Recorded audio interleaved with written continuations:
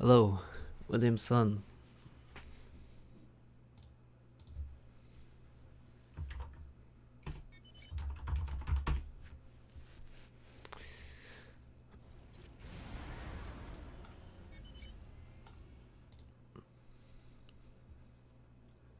Min Lei Huang. Hello to you. Alright, King of Setons. King of Setons. Oh shit, typed streams going in the wrong place.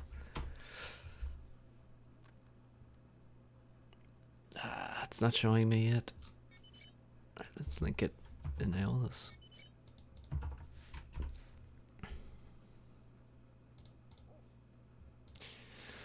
Poly Principal, yes, this is the tournament.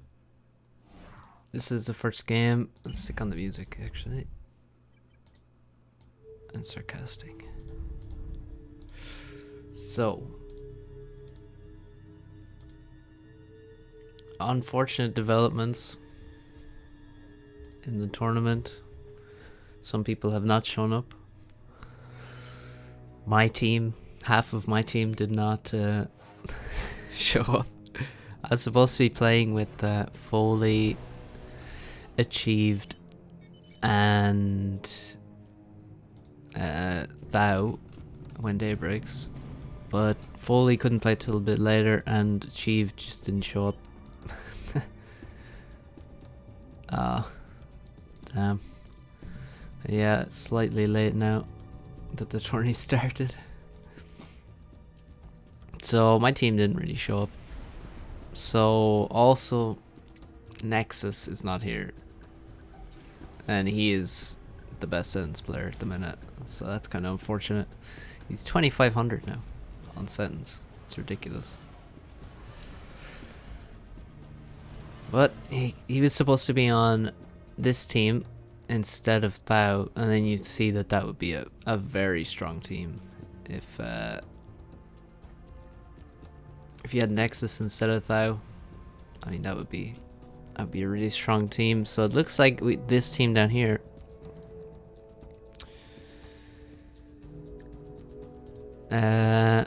this team right here is the favorite for sure now, I think. So we got Petrick playing air, we got Blackheart on beach, Farms in middle, and Yudi on rock. That's a pretty amazing team to have.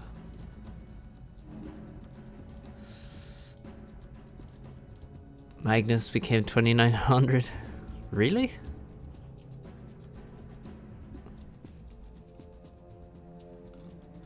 Like, not rounded up to 2,900, actually 2,900. So, what are they gonna do? UD says bomber. Ah, yes, he sees it under construction.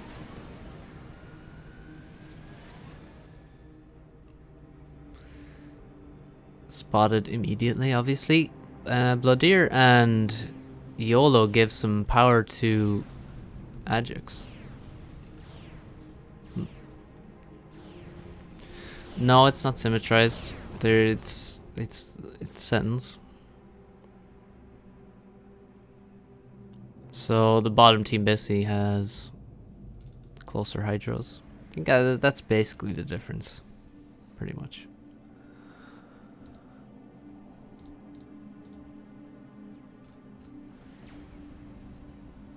So UD gets the island. Nobody trying to stop the island or anything. No tryharding there. YOLO's island seems slow.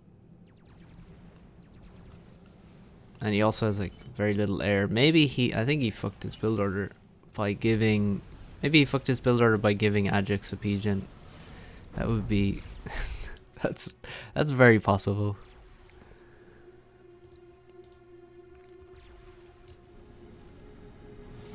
So, yeah, artillery in mid. do some damage on this ACU of Ajax. But Ajax, well, it's difficult to know what's better here. I mean, Aurora are really nice at the start and middle. He can get free damage, but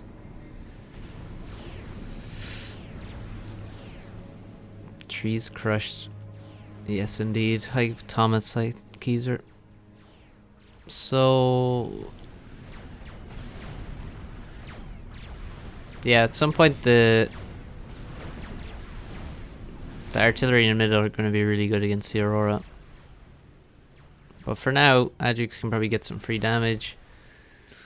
Let's well, let's see what's the scores like. Tau has by far the best score, which is interesting.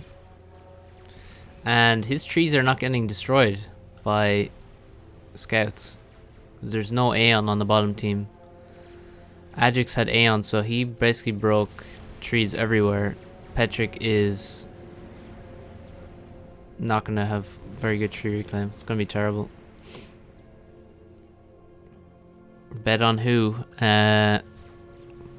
Well, I mean, this bottom team has to be the favorites. This team was supposed to be Ajax, YOLO, Bloodir, and Nexus, but Nexus isn't here, and Thou was supposed to play with me, but our team didn't show up either, half our team. So Thou subbed in for Nexus. If Nexus was on this team, I would say this team would be the favorite. But now, probably the bottom team. Is breaking trees really that effective? It means basically you have to make extra T1 power generators. So he has 14. He's probably needs. You usually have to build a few extra, and then it's very slow reclaiming this stuff. Like, watch these guys reclaim one tree at a time instead of groups. That makes a big difference. Ajax is trying to get an upgrade. He has to cancel it though. That was ambitious, and he really can't do it versus all these Zooies. Farms is making mostly Zooies. Yeah, you get more mass with broken trees, but it takes so much longer to get them that breaking trees is just, well, it's pretty brutal basically. So we're gonna see, watch how quickly Thou's trees disappear and power his T2P gens. Oh, there's a bomber from Yudi. Well, even if he tries to upgrade in the water, he can still get ground fired. Unless he goes way deep into the water. So now he's wasted like 400 mass trying to get that upgrade. That's a bomber. I just bombed him the wrong engineer there. There's not many engineers here. I don't think Thou is even that quick really on his P-gen. Well, we'll see how it goes, but you can see his trees are basically almost gone. Your trees basically should be gone by when you're finished your T2 power generators. Should be pretty much done. These trees are just crap. He should grab these ones. These don't seem to be broken. Oh no, wait. Never mind, they are. So in middle, oh, Ajax getting focused. Farms is chasing him down. I don't think Farms can kill him though, to be honest. Ajax should be safe. Farms has more reclaim right now. He has 7,500. YOLO 6 or Ajax 6,500, and there's still a couple of half taken Salem wrecks. Why am I not playing? Half my team didn't show up. Foley couldn't play till later, and Ajax, or not Achieved, just didn't show up. So Thou joined this team. I was going to be playing with Foley, Jagger, and Thou, but alas, not going to happen. And hi Dim Dum. So now Farms can get reclaim, but he kind of needs to make an upgrade pretty soon. Ajax making gun.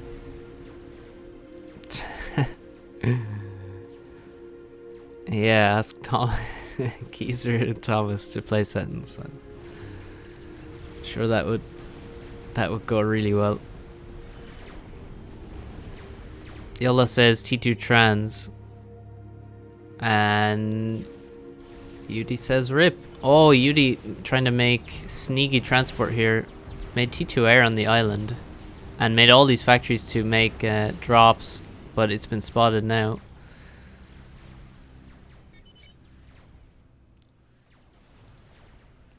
So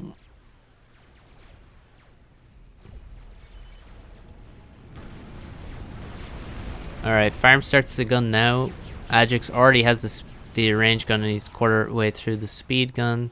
In terms of T2 mexes in the middle, farm says 3.5. Well, 3 and 2 halves. Ajax has 4 finished, and he's not making any while he makes his gun upgrade. Hey, wise old dog. What's up?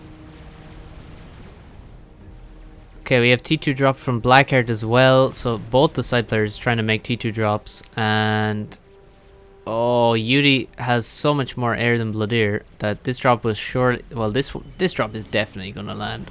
Although it's not full up, it's not fully loaded. It still has 10 Zooies on board. Where's he gonna drop though? Bloodir's losing all of his air now as drops come in. YOLO trying to chase this down. Is it normal balance or beta? I actually don't know. Let me check. It's normal balance. They're not using beta. Oh, that hurts. So that's revenge for the broken trees, which you can see are still not reclaimed. That's a dead T2X.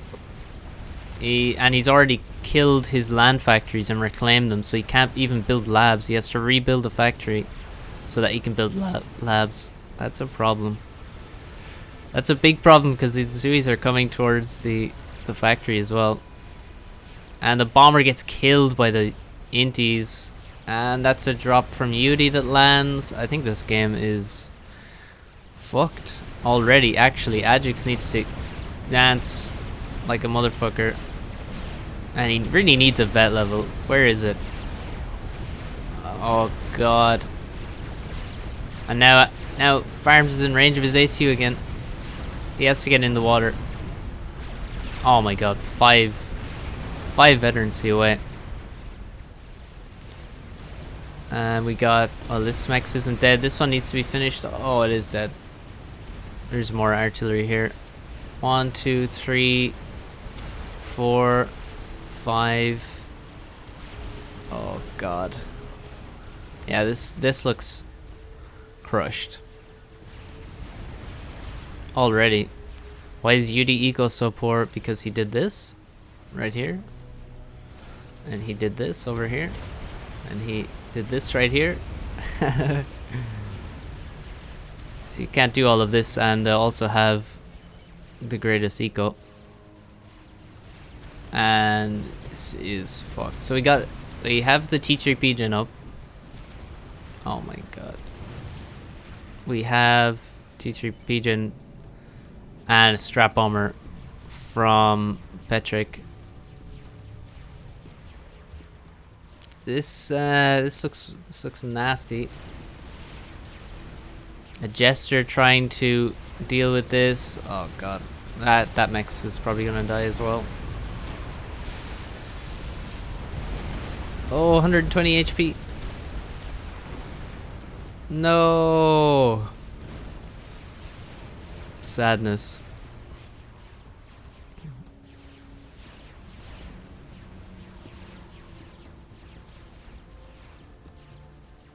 Oh, Notha's coming for... Did they just do a pass on Ajax Commander, perhaps? He's so low now. Farms much healthier at 6,000. T2 Mex is going down in the middle. Oh, that's... well, a slight waste, I guess. Oh, Strap Bomber comes in and finishes off Ajax.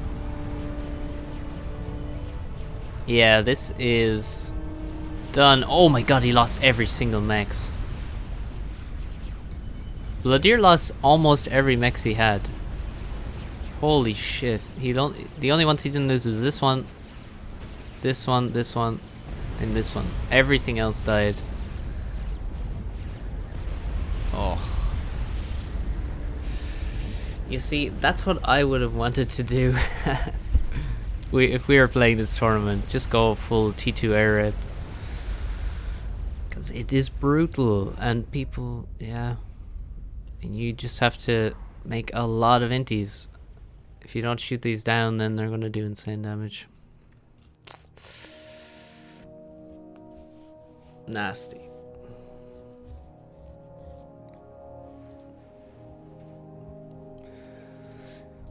That was a crush and a half.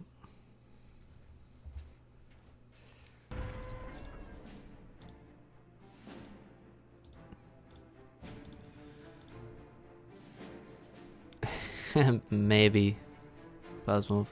Yeah, I know it's low. I feel like maybe people just didn't know what time it was on. They're not tournaments don't usually start this early. But Yuri is smart and actually starts a tournament early enough that it doesn't delay until 4 in the morning. So, how many teams? There's only 4 teams in the tournament. So, we got RoboGear, Bravo, Treyarch, Gorky, and Magnotech. So this is a Russian team.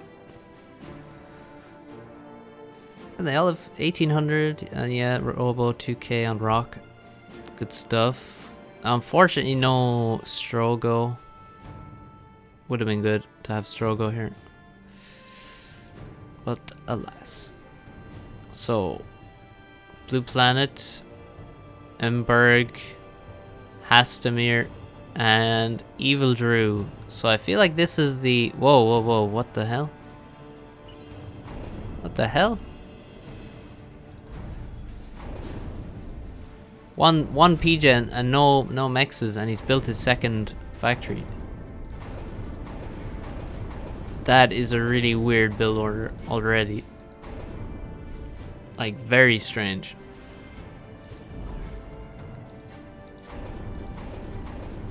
This is very weird. But it looks like he's not going to stall.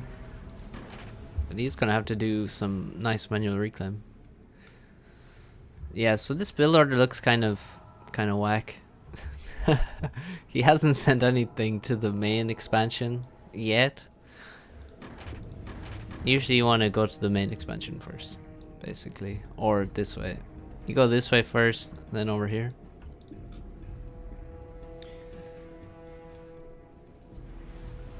And also he hasn't started upgrading any mexes yet. Let's look at Magnotech. Well, he built his air factory super fast as well.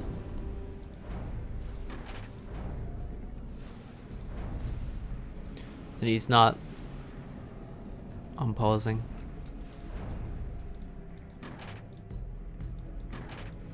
I just streamed the farms game. This is the other one.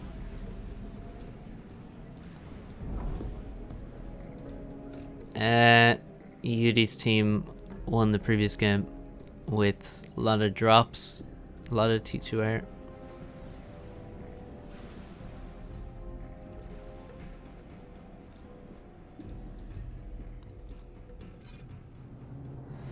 So we got Emberg and Bravo in the middle.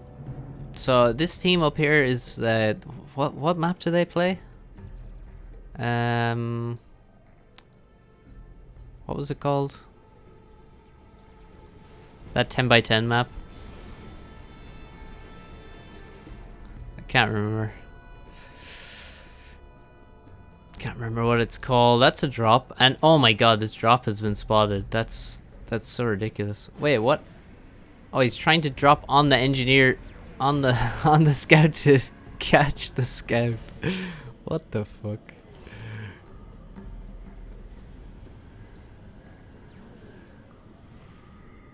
Oh my god.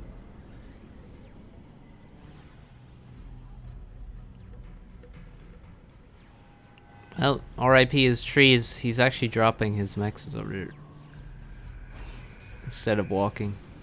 It's bizarre. Anyway. So, oh wait, did we lose the transport already? Or do we just not have one yet?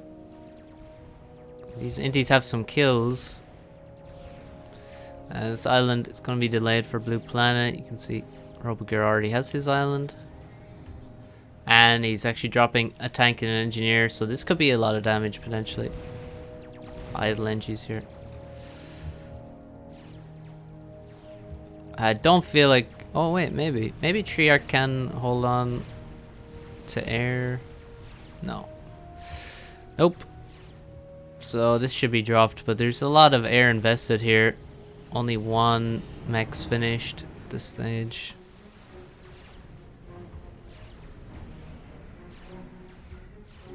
Alright, here's the drop from Robogear. He needs to react fast, so these engineers are running away. Come on, wake up, dude. Yeah, you got it. Now you can capture the mexes and kill the engineers with the tank. It's gonna chase them down. Hear a lot of inties firing. Oh, this transport is getting attacked. And Robogear should just go for a fast crush, I think. I mean, it depends how much he trusts Magno on air versus Evil Drew. I think he needs to be assisting this upgrade now, I think, and assisting his P-gens being built, because he's living on overflow right now. If he didn't have overflow, he would be in a pretty bad spot. Like, let's see. Yeah, Treyarch is overflowing. It's the main thing. Emberg in middle, he's missing mexes.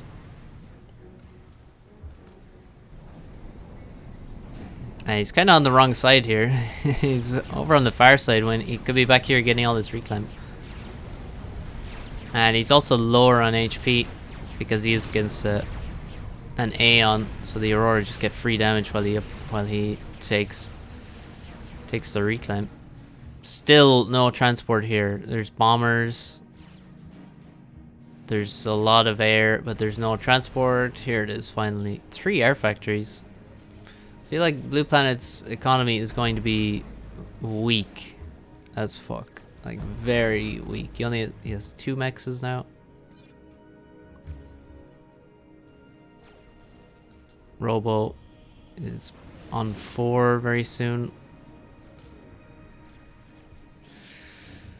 And look at all this damage. 5 kills. 6. No, wait. 5 kills, yeah. Oh, he's gonna get reclaimed though. Ouch. Captured 3 mexes. Well, here comes another drop from Robo. He needs to avoid the inties. 1K people watching Yuri stream. Holy shit. Nice.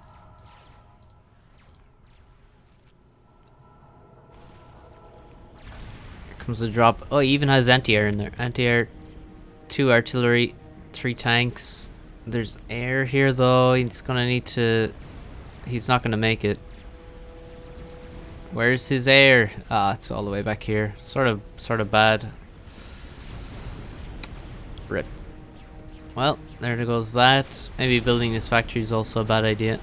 Sort of a waste of 250 mass, but a lot of damage done. This Hastamir guy is going to be struggling now. Let's see the air though. Well, we have the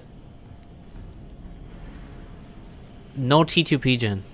Oh Jesus, that's late. That's very late for T2P gen. Starting at 7 minutes 20. Let's see Magno. Yeah, you see he already has T2P gen. And he has a lot of mass as well stored.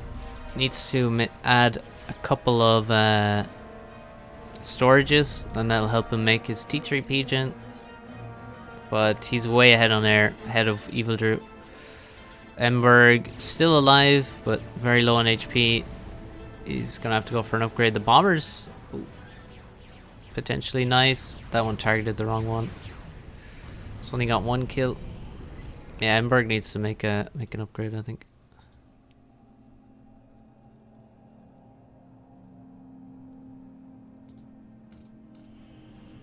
There's the Pigeon. Oh, he's making RAS. What the hell? What the hell? No.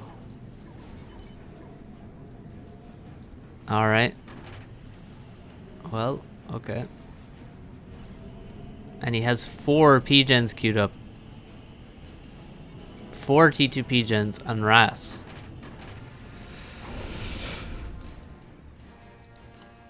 I think he's going to be behind. I think he's going to be behind Magnotech, who's halfway to T3 air now. Should make a couple of storages. Still.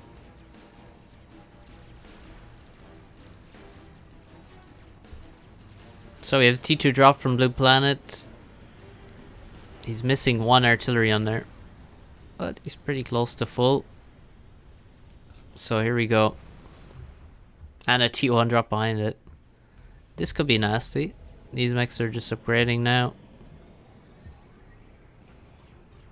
There is potential for a lot of damage. RAS is resource allocation system. It's basically an economy upgrade for your ACU. And he's searching for the transport. Oh, he's caught it now. Oh god. He's targeted it. And Blue Planet is trying to chase him with his inties. He needs to stop turning. If he keeps turning, he's gonna slow down. Yeah, drop in the water. You're amphibious. Or, well, okay. He lost the T1 transport, but now he's hopefully killed all of the inties. He made it work. And no reaction from his teammate to help him. Oh, his teammate is doing T2 drops as well. And he's just going balls deep. Robo is just aiming for the base. And they're both doing the same thing. Yep. T3R coming up now. He has RAS. He doesn't have ARS. Magno just finishing his T3 Pigeon. Here comes a drop. Oh, this better land. Oh god. Oh god. He shouldn't land them both in one place. He should put one here and one in the base, I think. Robo lands. Doesn't risk going any further. And he's going to kill Mexes. He's not going for Pigeons. The base will be defended. He could split up a bit more. Head over this way. And here comes a drop into this main base. There's no defenses. Oh, there's a couple of bombers. There's a couple T1 bombers. Oh, where's the ACU? Oh, he's on the other side of the base. Bomber. The bomber. No. Oh god. Oh, this Pigeon is fucked. He reclaims it, so it doesn't explode, but he's lost his T3 Pigeon. It doesn't even have a reclaim on it. And he may lose his T2 Pigeon as well. There's no anti-air either to kill the transport. And now he's gonna lose Mexes as well. Over here, 3 dead Mexes.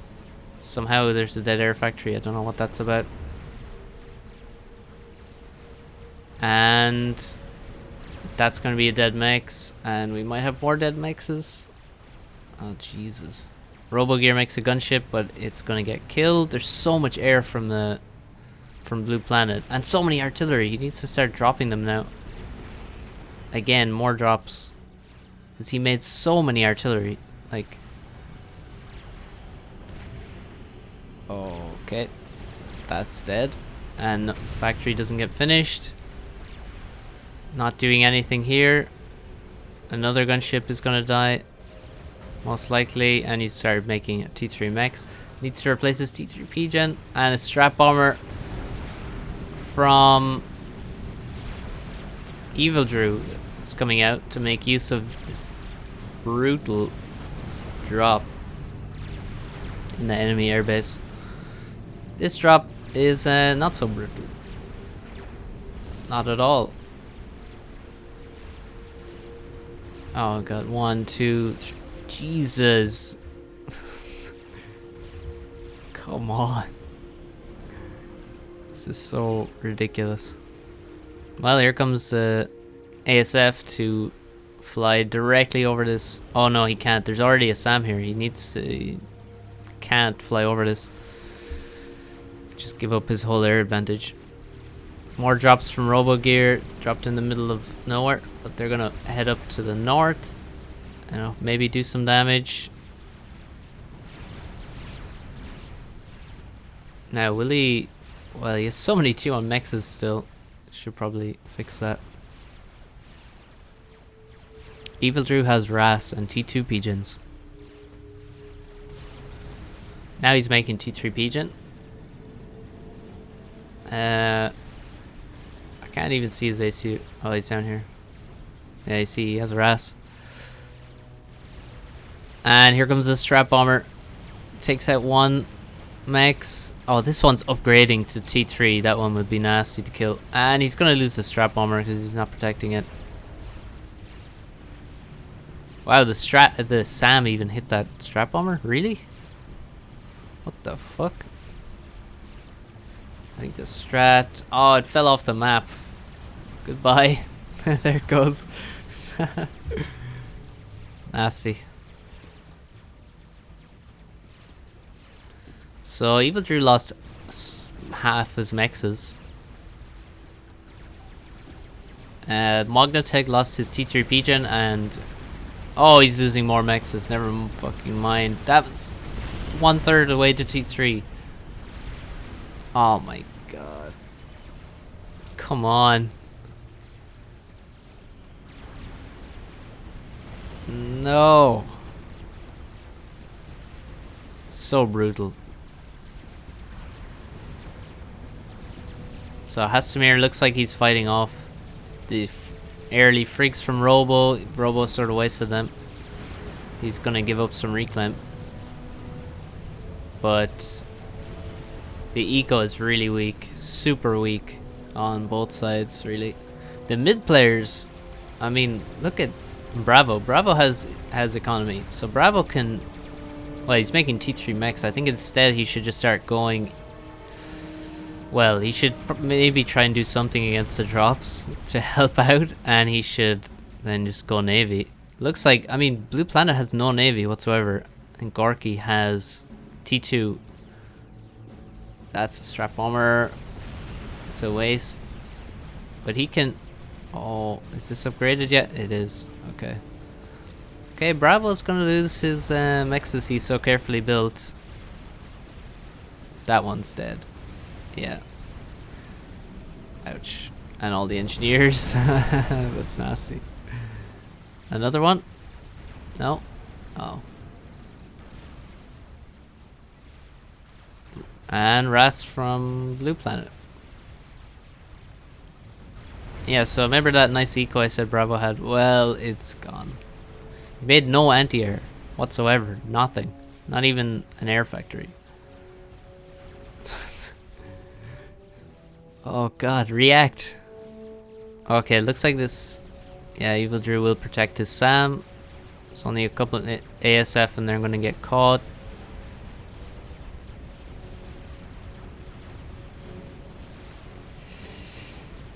Yes, yes. Yeah, see, there we go. Now with some anti-airs here to hit it, but it's too late. He's already lost 4 mexes and a lot of build power as well. So we have a big 2-on battle in mid. No, wait, that's Ilshi's. They can't really get past this position though, that's for sure. The strap bomber just died, I guess. Yes, there it goes. but there's still a T3 mech there in the middle, which is good. Now let's see, Evil Drew. They needs to get these T2 mech, T1 mechs upgraded ASAP. He actually hasn't even taken this one back, but he is he has a decent number of ASF, but he probably has way more than Magno. We have 21 there. Magno has literally 4, so there's no need to have more ASF. We need just economy, make economy. At this point, we need economy and maybe also a couple torps to kill this. Oh my god, he is getting overrun. And Emberg, somehow, did he come through the water onto this side? Bravo could die here if he doesn't get past these thams into the water. He's taking damage very quickly, and his mid position is under a lot of pressure. He's making another T3 mechs when his opponent has the gun and all these T1 units, and he's so low. He needs to dodge even when he's in the water. Oh my god, no, he's dodging back into the shots. 600 HP. And now torpedo bombers. He's dead. He is so doomed. But the torps are attacking frigates, so never mind.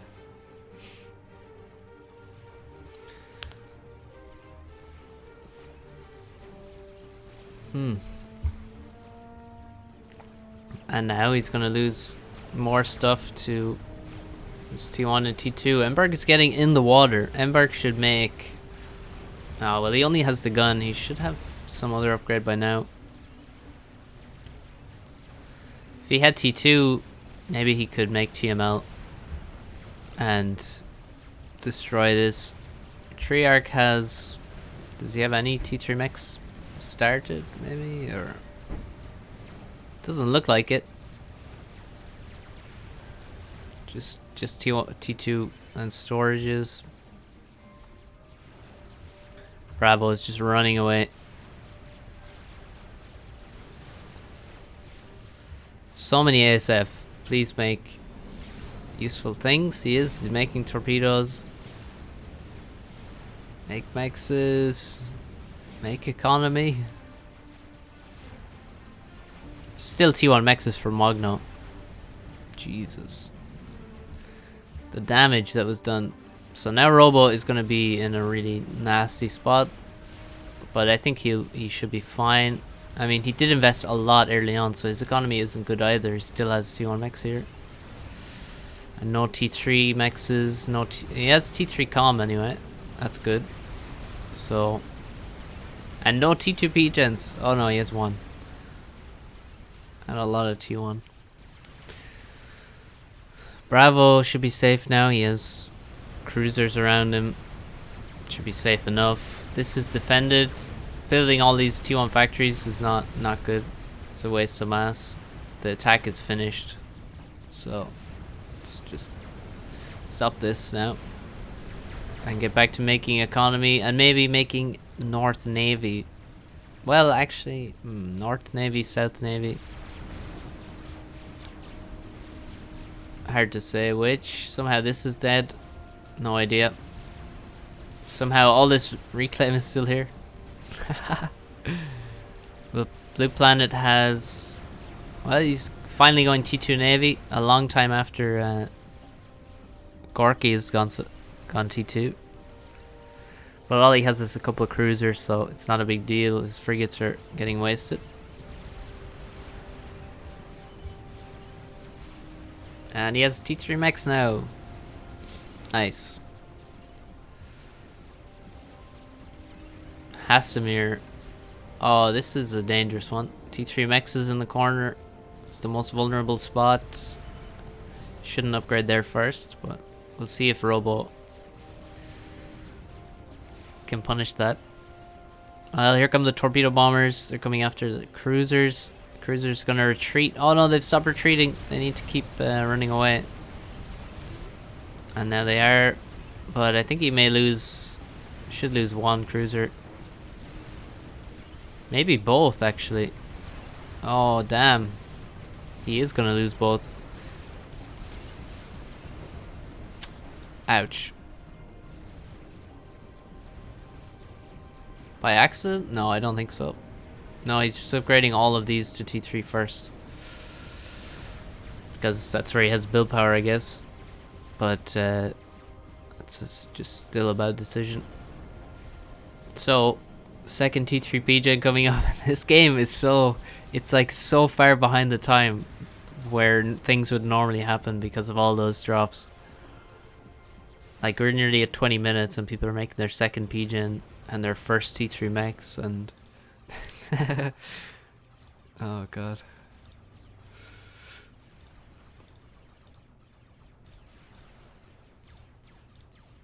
So, he is going to TML, but he doesn't have T2. Now, the reason I said he should have T2 when he does it is... Well,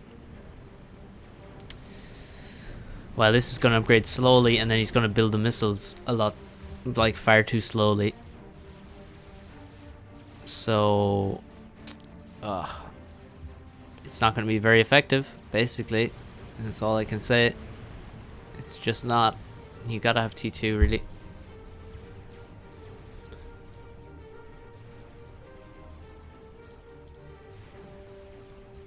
Evil Drew still has more air, but Mogno's catching up. Mogno has... Does Mogno have T3 mexes? Nope, not a single one. Remember that one-third upgraded T3 mechs that got killed from Mogno? Anyone remember that? Not even storage is here. Where's the mexes?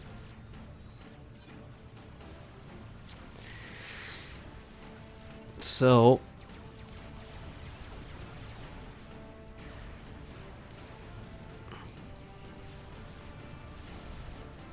yeah, we got a couple of destroyers. There's no T2 ships out from the beach player yet. Oh my god, he is gonna do it. Yeah.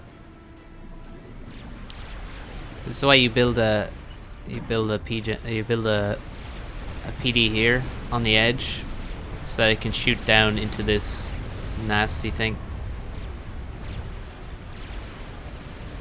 He's gonna try and shoot these with these tanks, but he's gonna have to get right up to the edge. He needs some micro. He's gonna lose at least one mechs anyway. Come the torps for the destroyers though. This mex is dead. Look, they're all shooting the ground. He needs to get like right up to the edge.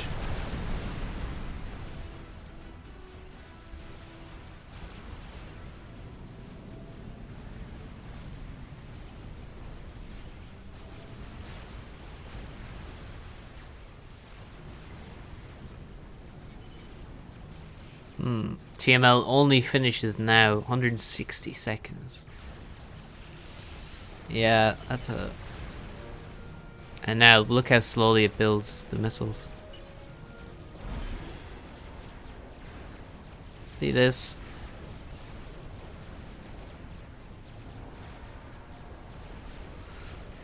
Not fast enough. Not fast enough at all. 2 T3 mexes have died. And he's still not using the tanks. He's not microing the tanks at all. If he could put them on the edge of the cliff here and kill them. But he's now lost... He had 3 T3 mexes and he lost 2 of them to these artillery.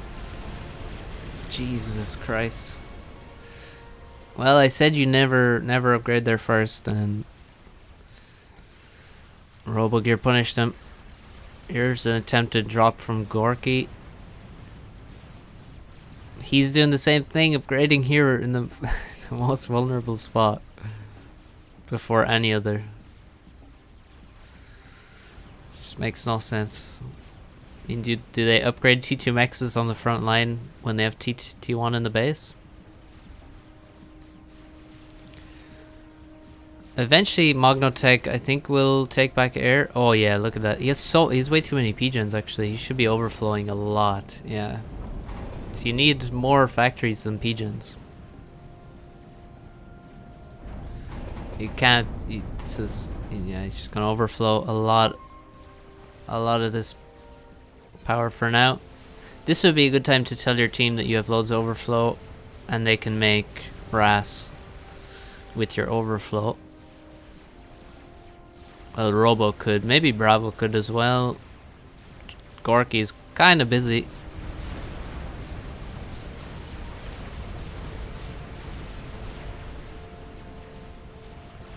So many torps, and Magno, to be fair, is doing the right thing in just not wasting. Well, he is actually wasting some.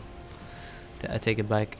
But he has less, so he's not going to go and lose all those in a bad trade. Needs to wait until he's sure, and this is not going to be crushed by the torps. Whoa, wow, that's actually a lot, actually, to be honest.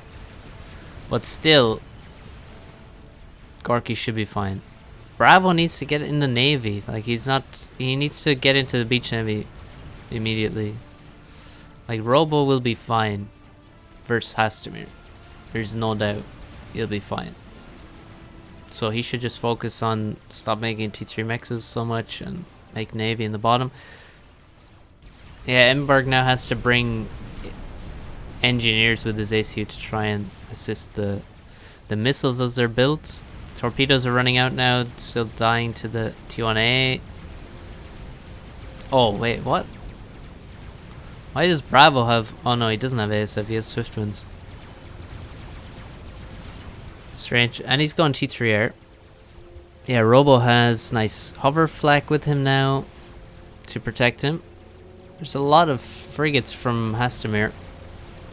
Like a lot, actually. If these weren't in his base, they would be pretty good. But they've been in his base the whole time, so not that useful. They also have a destroyer. No. Just chilling. And that's a cruiser. Okay, never mind.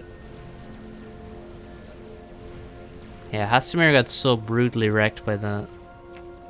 Losing these T3 mexes was just his whole economy.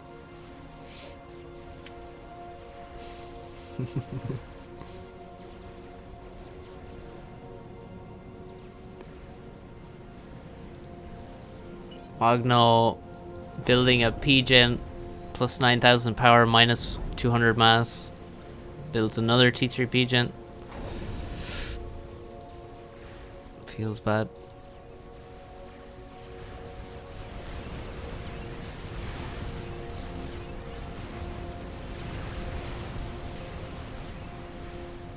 TML.com. That's a dead mix. At least it's only a little upgraded. And the rest have protection. We have T3 land harbingers maybe moving up the middle.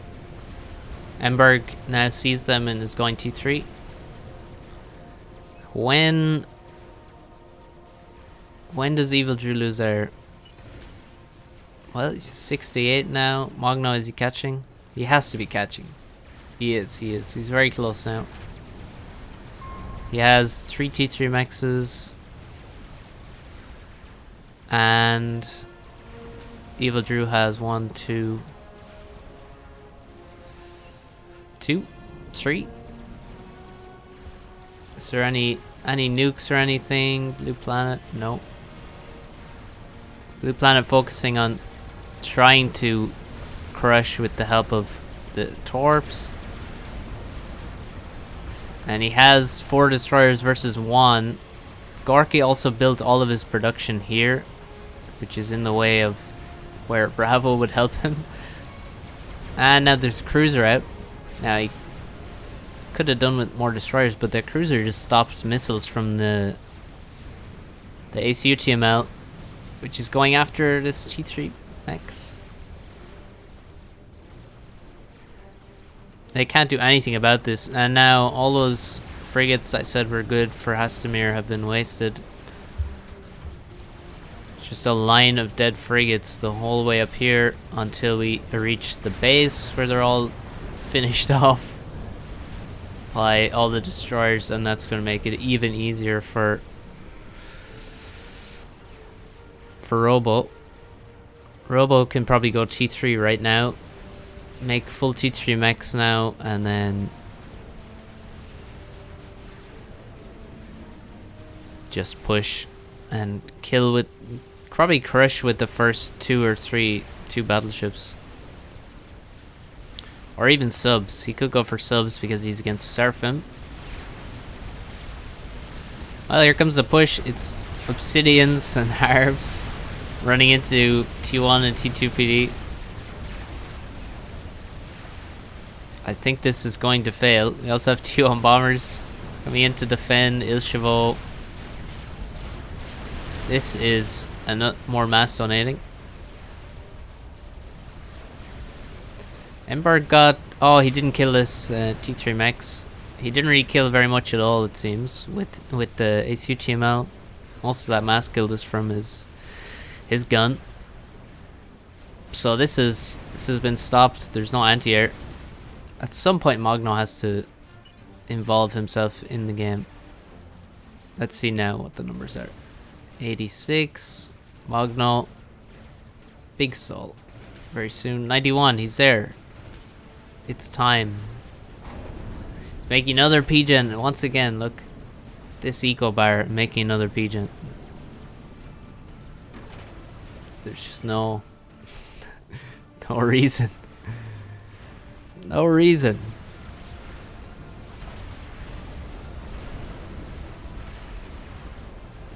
And the bottom looks in such a bad state. There's two destroyers versus 1, 2, 3, 4, 5, 6, 7 destroyers. And the bottom is crushed. Top team has crushed the bottom finally. And now the ACUTML is still here. And there goes T3 Max. Emberg should really just leave. If he just came up on land, he could overcharge all this crappy Aurora Harbs.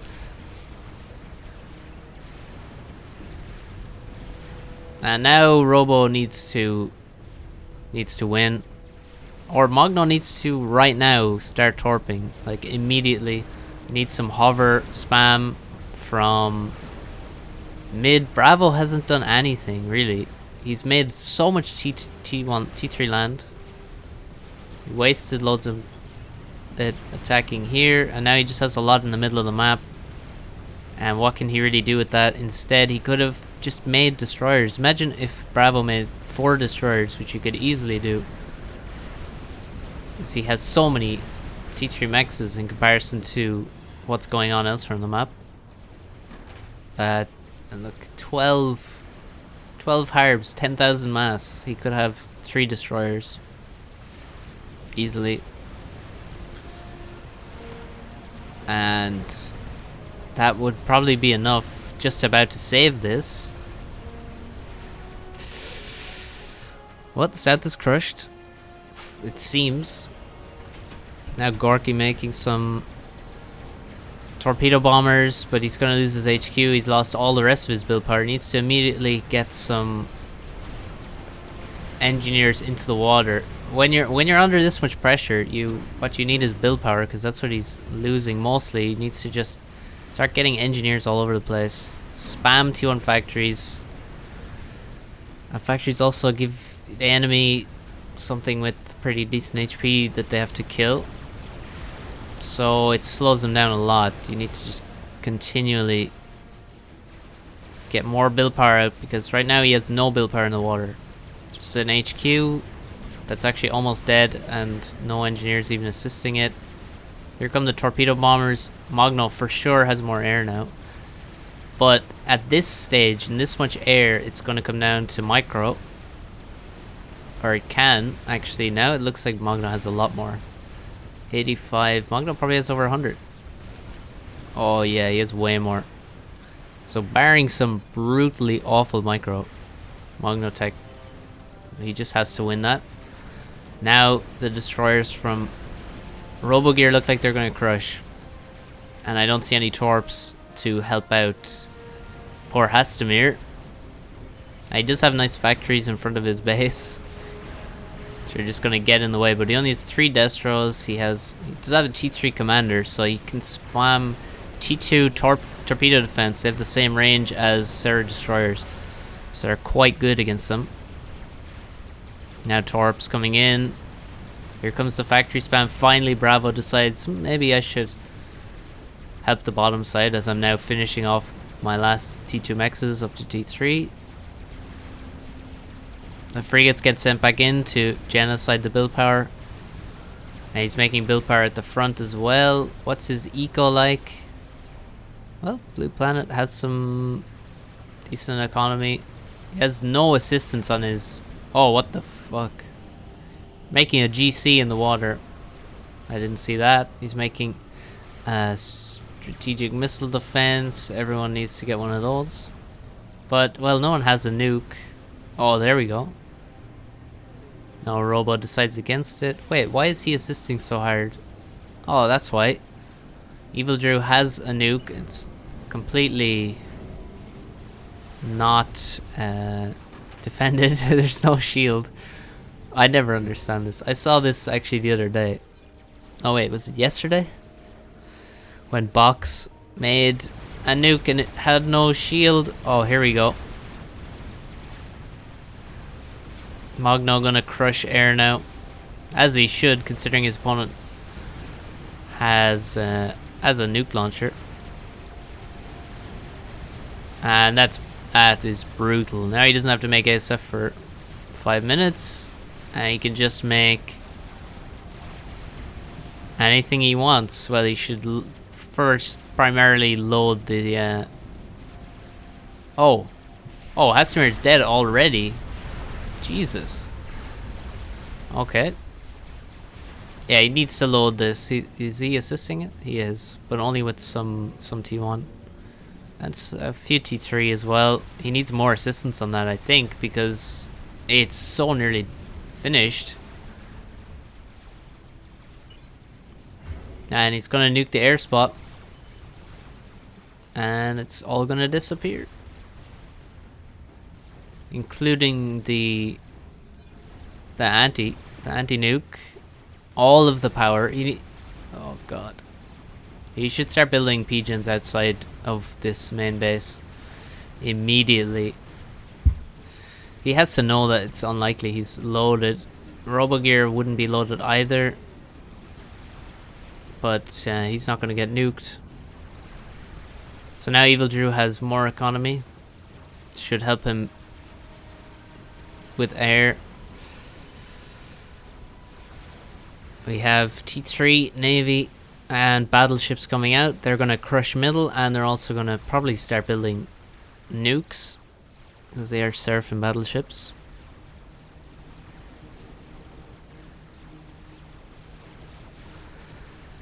Now, what happens once this airbase gets crushed? And it will get crushed. It's about to get nuked. Launch.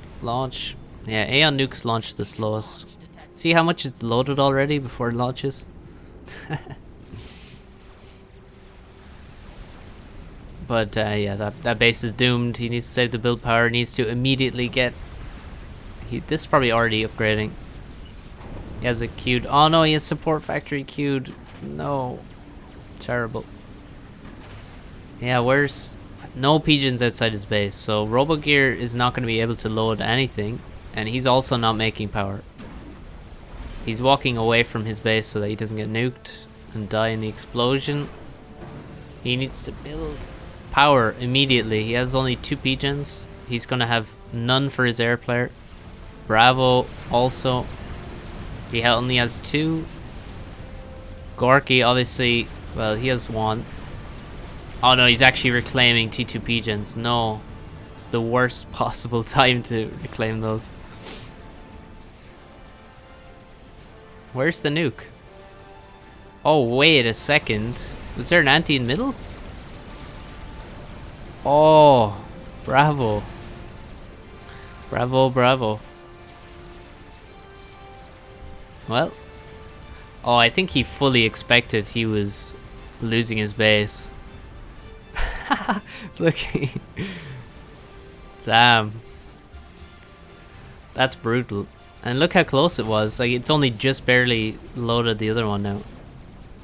Only just barely started loading the other one. Damn. That... Yeah, I think that did save the game. I don't think anyone on this team other than Bravo thought that this was gonna be fine. Like, Magno was trying to make a new HQ. Robogear was running away from his base. But now it's all good. All that stuff I said about having no power is irrelevant. Magno is gonna have air forever.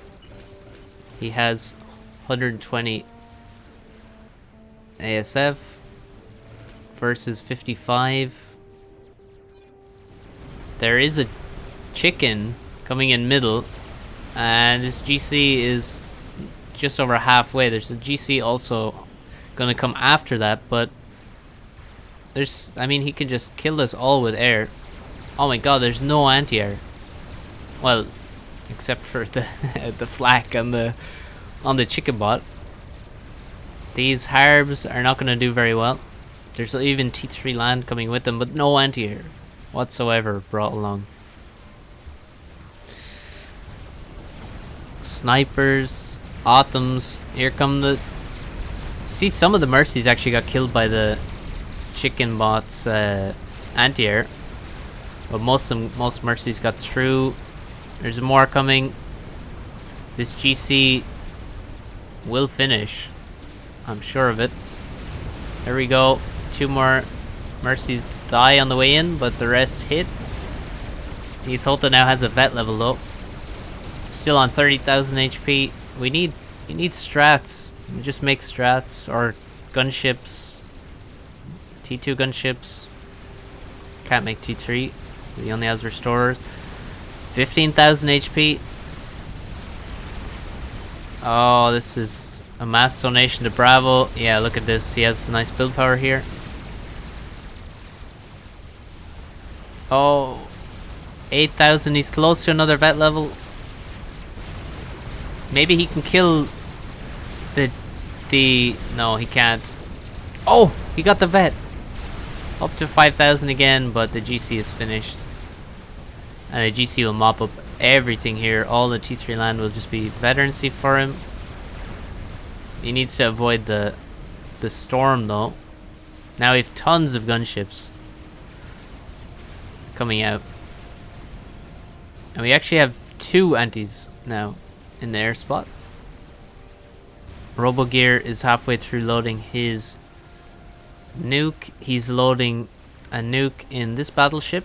He's loading... Oh, that's the only one so far. Only one battleship nuke being loaded. There's a GC coming.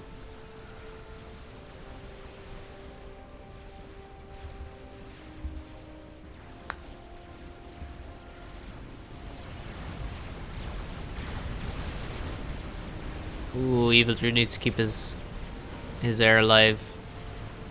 So he's running. Still, Blue Planet is trying to carry this game, but he's not going to be able to. He has 2 destroyers at the front here versus 4. He's going to have no air help whatsoever. If he loses this front position, he loses all this anti-air and all this reclaim.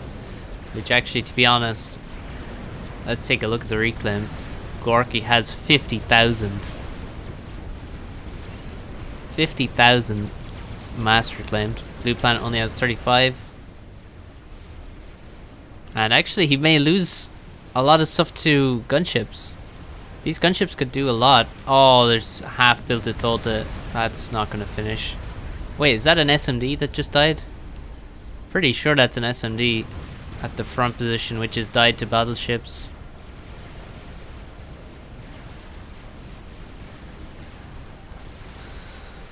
And the whole beach position is dead, except for this one mech that always seems to survive. It's out of range of cruisers.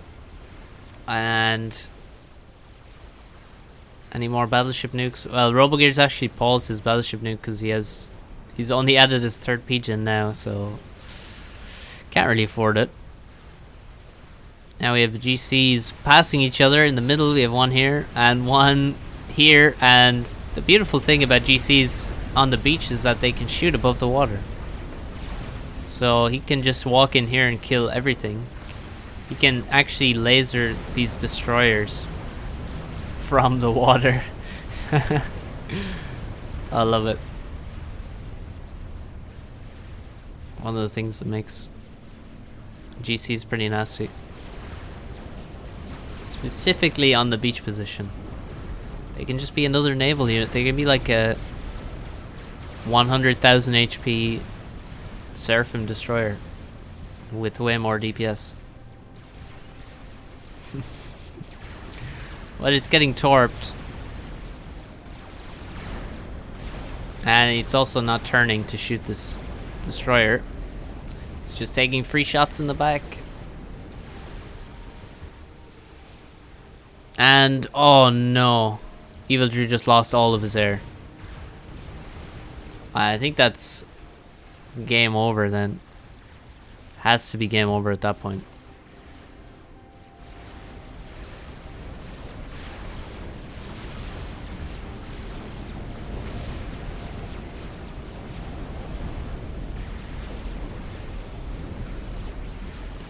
Hi, Apophanas. Well, here's the oh my god, there's so many T2PD. That's just... that's death. Yeah. That's not happening. Goodbye to the GC, and the mid base is almost completely destroyed now. Just a few mexes left. Robogear starting the beach invasion. It's gone back to loading those nukes, or at least that one nuke here, and this guy. Still no T3 Navy on the bottom side. It's still just a T2 naval battle. 37 minutes. Amazing. He has kept his forward position somehow, but again, he's outnumbered.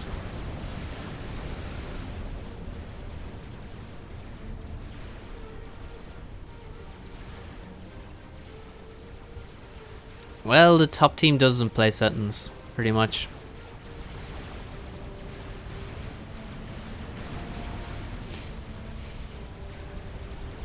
The bottom team does, though.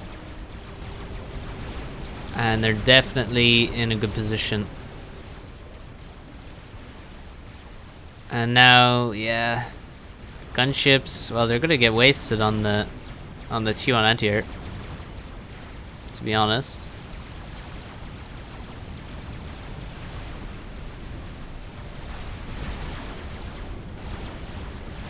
And there's flak as well. It's sort of a terrible waste of gunships. Like, why do you need the gunships to kill the anti-air when there's so many destroyers? Blue Planet now starting the splash gun. Blue Planet is definitely the best performing member of the top team, I would say.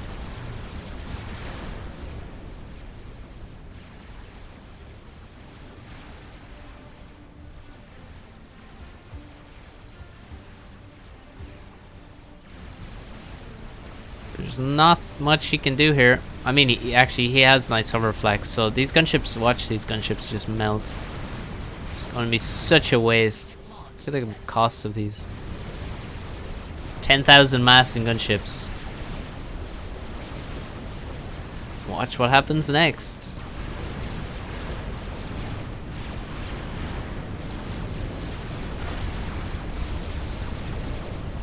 Oh my god, the flaks are attacking the ASF. No. Holy shit. The flaks are attacking the ASF instead of the gunships. So the gunships, never mind, they're gonna crush everything. I take it all back. That's fucking depressing.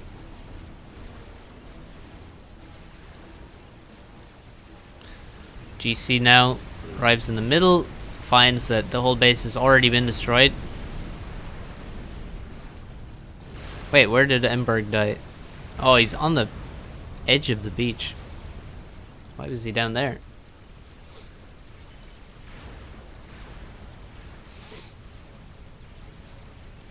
Another GC.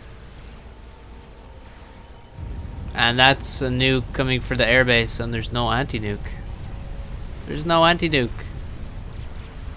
And there's 2 nukes loaded in this, and it never got launched. He's trying to launch now, but it's too slow. That's GG.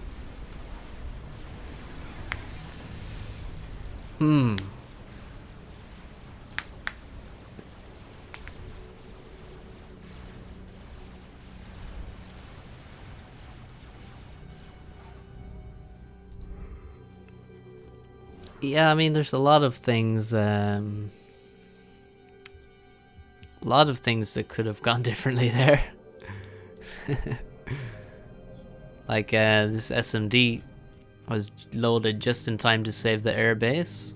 That would have been every single bit of power gone. That would have given the top team a chance.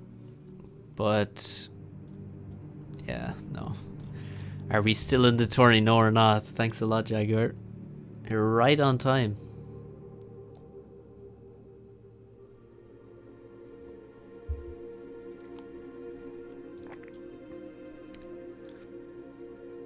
So, what?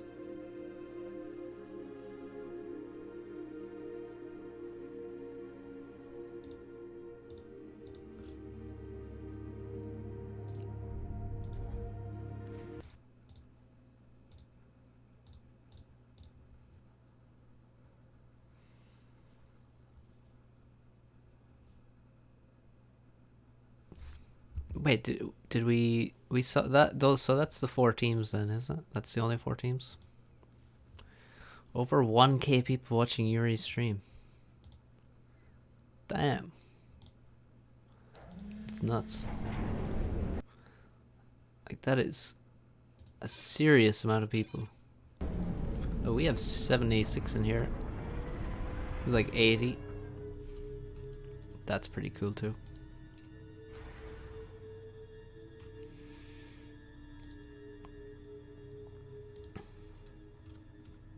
No, fully. I mean, it was literally nearly 2 hours ago. And you and Achieved weren't here, so Thou joined another team because Nexus didn't show up, and I decided to cast.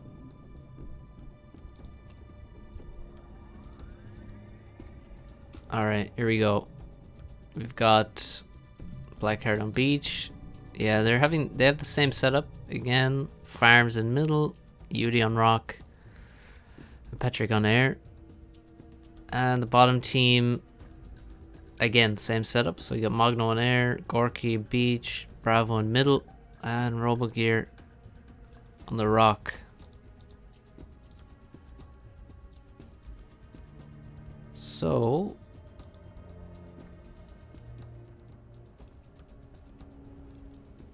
let's see what the plan is. Well, first 3 scouts from Bravo to wreck the trees of every player on the top team. I don't like that. I mean, three scouts is your first 3 buildings.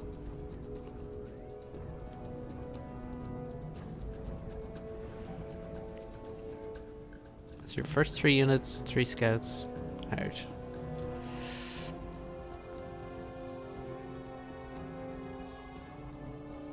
Yeah, fully. But Achieve doesn't have that excuse.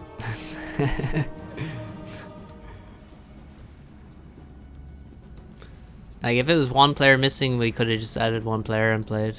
But, 2 players missing. And other teams missing players. Is Nexus still not on?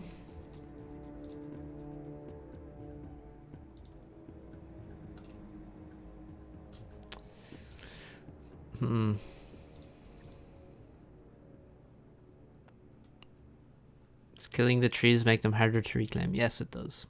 So what I mean by killing the trees is... Right, watch this.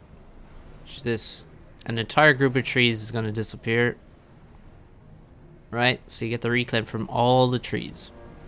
At once. And now we're going to watch what happens to the trees here. You see how they change? And some trees fall over as he drives over them. That means you can't reclaim them all at once anymore. You have to reclaim them one by one, so it's way slower. because you know you have like 20 or 30 trees in our group probably, and it takes a long ass time, so it basically damages your reclaim a lot.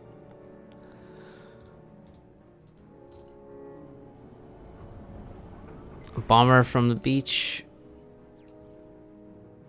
to maybe hopefully help out his mid player. I mean, look, this 3 scout opening is so nasty. I don't like it. Like, look at his base now. He has 3 factories. Farms has 4. Farms has mexes. Farms has his hydro. Oh, this is a misclick here, I think. Probably. So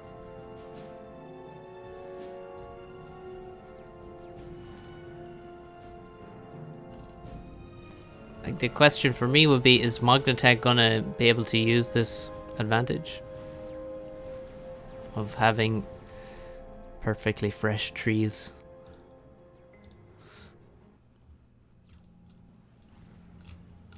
I'm searching for a way the bottom team can win, and they gotta do some nasty cheese, honestly. In a straight up game, there's obviously no contest, like between Gorky and Yudi, especially.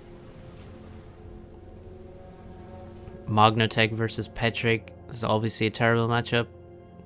Blackheart and Robogear is fine. And then mid Bravo and Farms is not fine, but it's not awful either, probably. So what do? What's the plan? And also, will the top team make those T2 drops again like they did last time?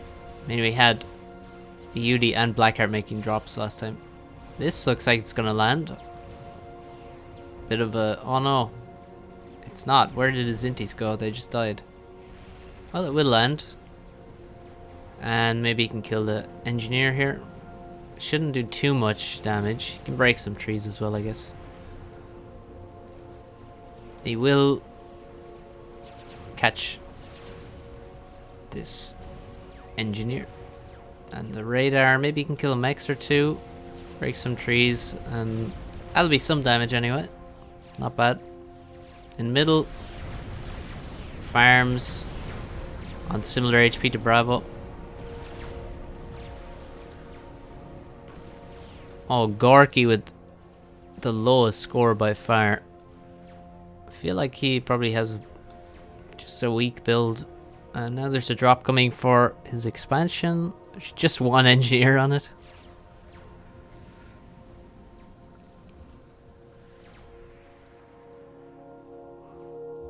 Just 1 engineer, so you do have to reclaim this engineer and then maybe capture some mexes. Maybe that's the plan. Most of UD's plan involves upgrading mexes to T2 though. That's the majority of his plan, I think. I don't think he's doing drops this time. Oh, wait, hang on. He's building an air factory here on the island again. That's what he did last time.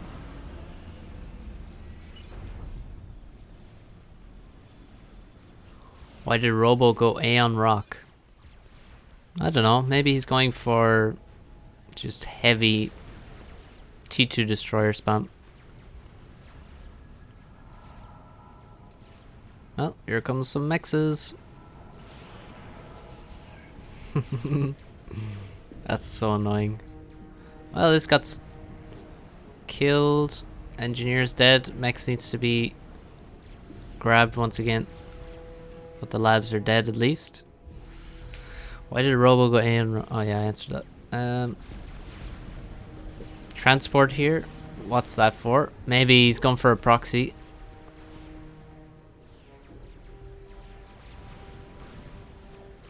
Wants to get rid of these scouts before he finishes his transport. Yudi is successfully capturing every mech here. Farms looking good in the middle. You can see when he's versus an AM player, it's super heavy on the Zuis. Just make a lot of Zuis and only a few tanks. And just micro them properly and they'll do great versus the Aurora. He's looking for the vet level. Should probably stay and kill a couple more so he gets that vet. Most of the reclaim is gone now. Oh wait, actually it's all on farm side is what's left. So, and now Yudi crushes the air of the beach player. Blackheart loses his bomber.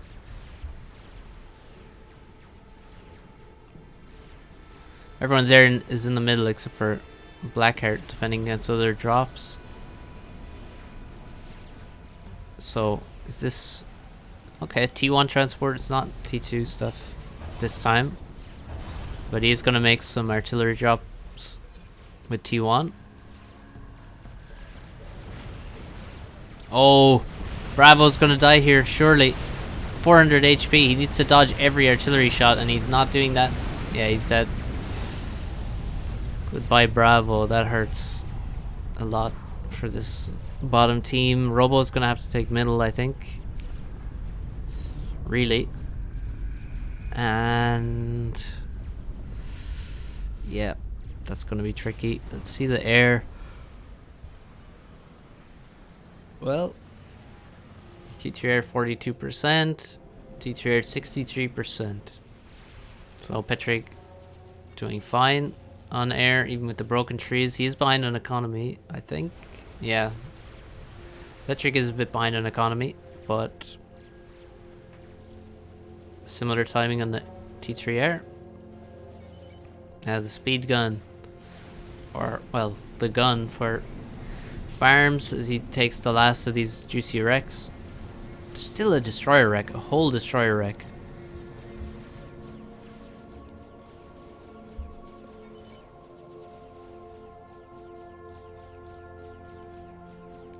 And here come the drops. Not even T2 mexes here. There's a lot of T1 mexes for Gorky.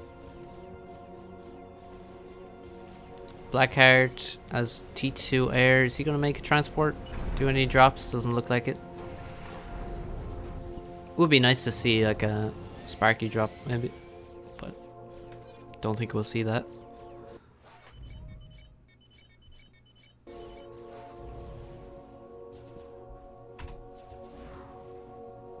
Purple cancer board. What did Yudi do?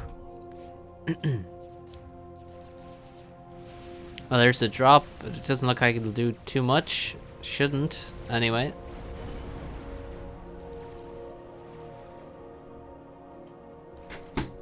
So, yeah, more T1 drops. They're only Medusa though.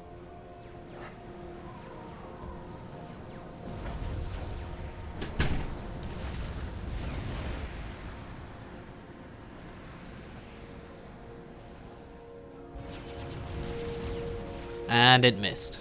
Nice.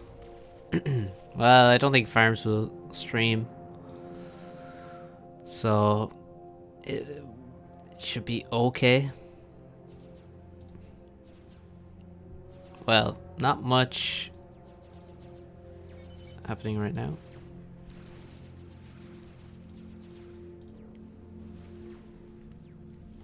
Oh, another drop. Let's see if it actually kills something this time. Did he just Medusa 3 inties? Yeah, look. 120 mass. He just Medusa 3 interceptors. Nice.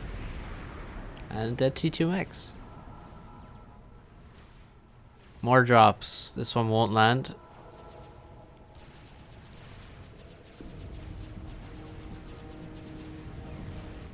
Robo helping out against those drops. So yeah, no more drops from Yudi. His Frig's getting in. That's an anti-air turret. And that's a waste of mass. So, yeah, these frigates can even come in here and start killing build power. On the top side, we do have a frigate. Not doing too much. It's gonna die now. to the frigate that Blackheart just finished. Blackheart has his first T3 mechs.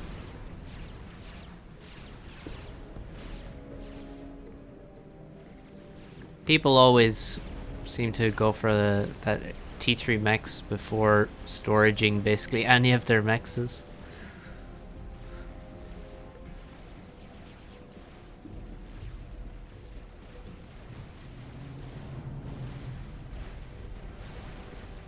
Top has perfect diversity.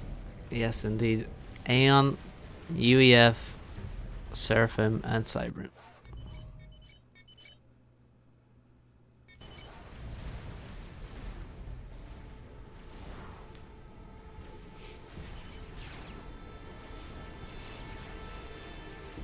Looks like there's some lag problems. Or mouse problems, or who knows. So let's see the air then. We got 8 ASF now versus only 4. This T3 air factory isn't producing any air. And there's no T3 mechs yet. There's one on the way, but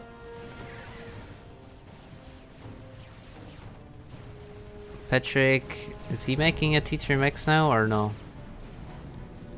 Seems like he isn't. I think he's about to start making one here. But so far he hasn't made one. So he has total air control in the middle. Farm's moving forward with his gun commander and his small army.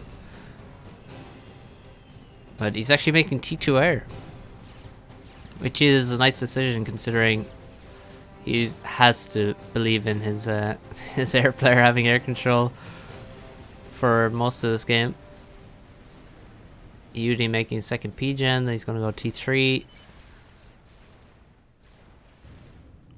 UD says drop that. But drop what? I'm not sure. This is a drop from farms from the middle. The artillery. Maybe he pinged over here. Poor Gorky getting abused. And now farms with the gunships. Killing these Aeon frigates, which of course have no anti-air.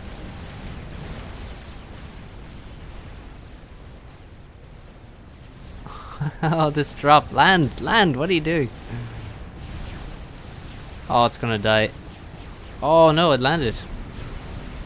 Is there Cybran ASF? I think if that was different ASF, I don't think it would have landed. Well, farmers will now have to turn around. There's 4 PDs here, Aeon PDs. They're going to stop him from moving any further forward. Robogear making T3. He's still not making any T2 Navy or anything.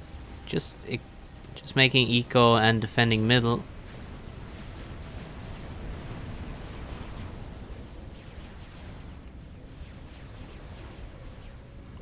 Mogno can't really do anything.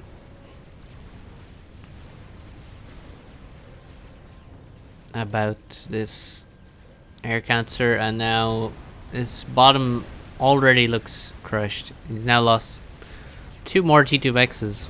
Oh wait, this one didn't die. He lost this one. It's a really weak economy thanks to all these drops and damage he's taken, and he has no build power anymore. And the air defenses he doesn't even have.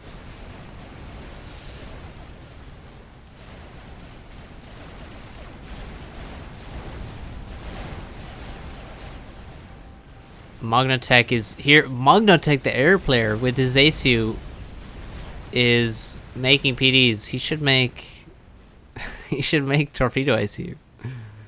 That's what he should make. Screw the torp launchers. Just make a torp ACU. Get in the water.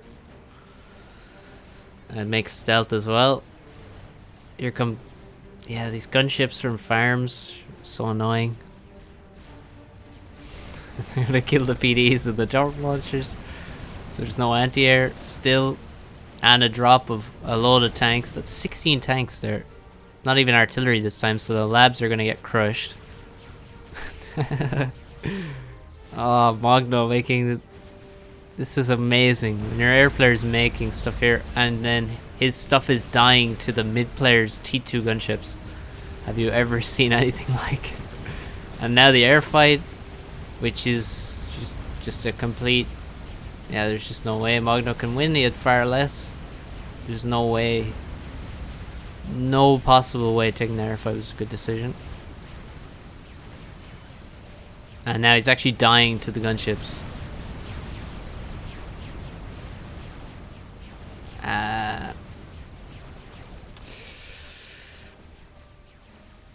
Yep.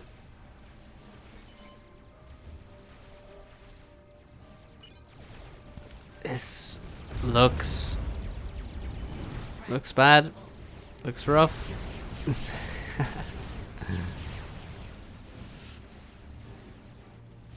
What's Patrick doing? Just making air. He's gone to. He's making RAS now.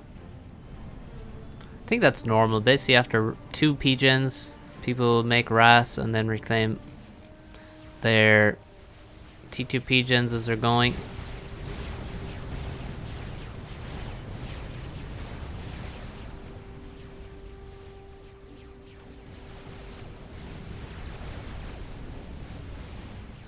Oh, here's this drop. Another T2 mech's gonna go down.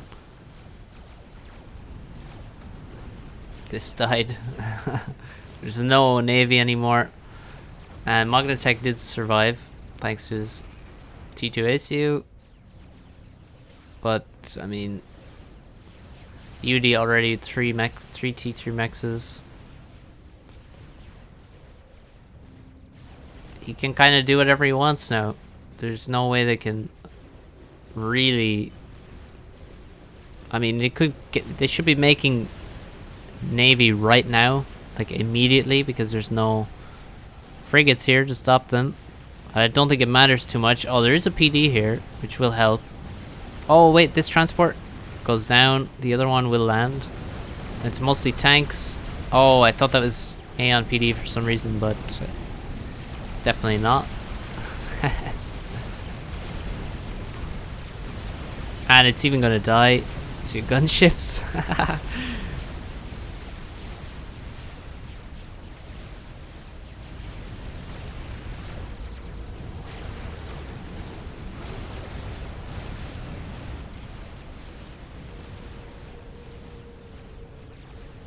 Well, it looks like the drop has been defended, but there's more, always more drops. Always, and now. Oh, he was gonna go for the air fight, and there's not even a SAM in the base. Oh look, there was one, but he killed it to put another pigeon there. That is a strange air grid.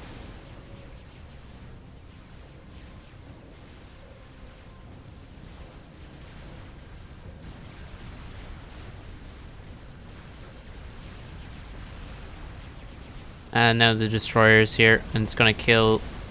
Well, actually, this destroyer will likely die to the artillery that's already built. But maybe you can take out a few mexes first. Still, where's the factories? Where are the factories? And the mid player, well, Robo Gear, I guess, is not gonna make South Navy. Obviously, he has to deal with Blackheart. I wonder if Blackheart will go for a nuke. I've seen him go for a nuke on beach a lot, so I feel like he might.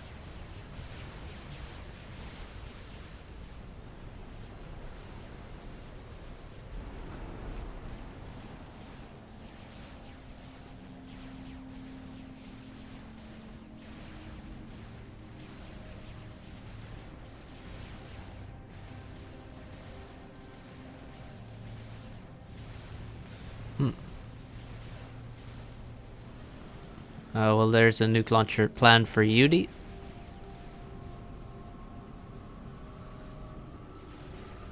Patrick has his nice ARAS. Couple of pigeons up quickly for Nerds Crusher. Blackheart.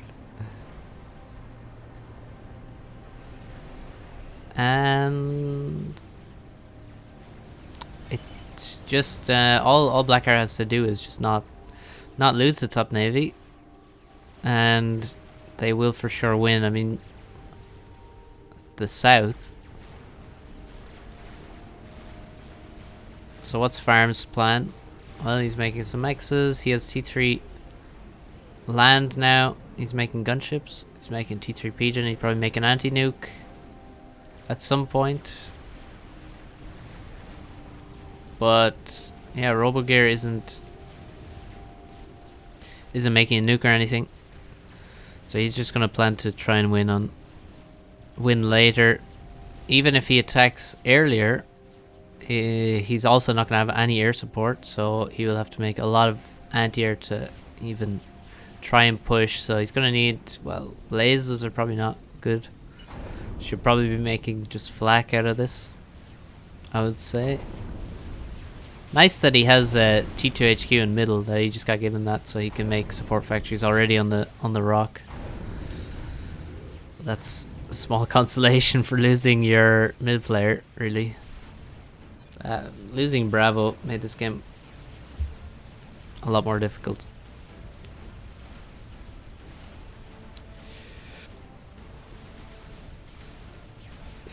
What is my bet on who?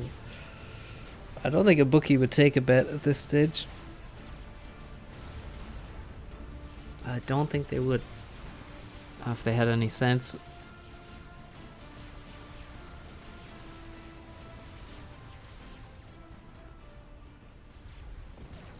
Now Farms, oh, there's his plan, TML comp.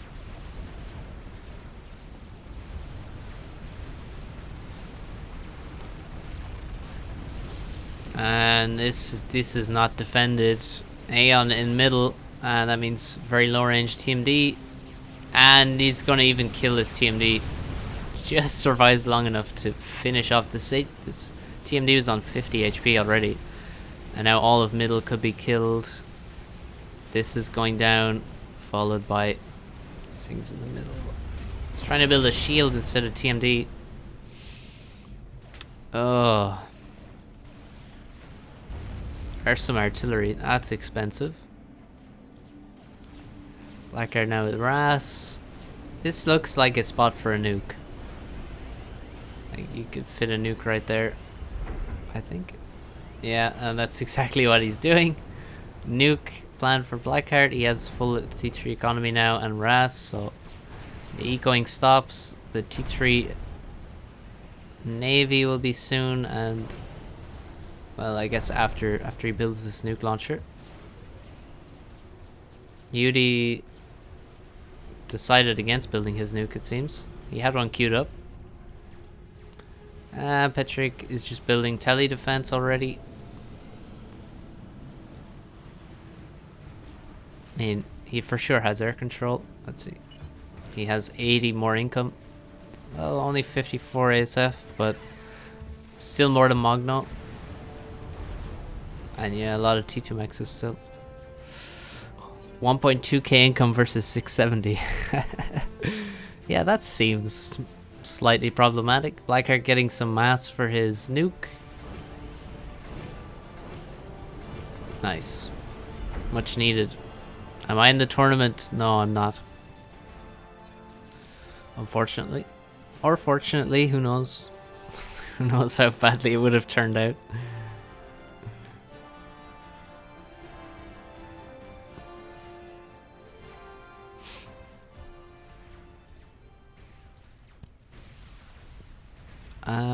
What was dropped here? Is he just dropping artillery to the front, or? Oh no! He dropped these Othams, and they can come up out of the water and maybe do a lot of damage. They're probably going to aim for the airbase. These artillery are doing well versus the Salems. And now T3 Navy coming for Yudi. Yudi is probably gonna make a lot of RAS SCUs. That's what I believe.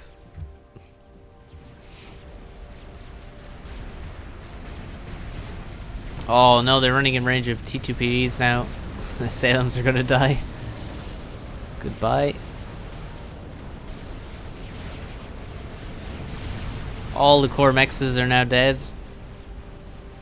All of these mexes are dead. Beach has almost nothing now. The middle has lost 1, 2, 3, 4, 5 T2 mexes. 6, 7? Did he? Holy shit. He lost almost the entire mid eco to the ACU TML. How am I retired from ladder? Don't put me in a category with Keyser and Thomas. Thank you very much.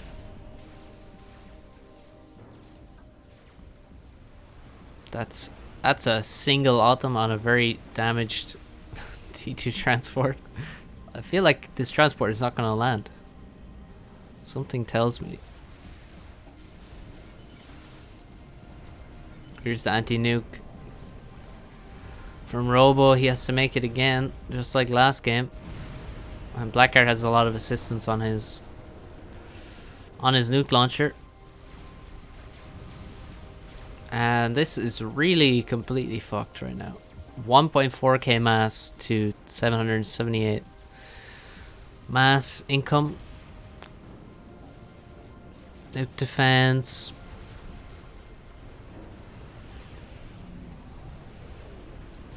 Let's see the Autumns. Oh, well, here they are. Gonna kill this expansion, but there's nothing here anyway, to be honest. And there's loads of Salems to kill it, so you should probably run. Maybe he could even get the whole way back to the airbase.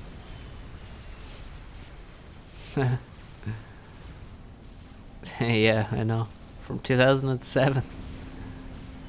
People still watch this. It's amazing. Goodbye, NG. Farms complaining about Autumns. They constantly hit the walls. And they're also just shooting tanks ahead of shooting PD.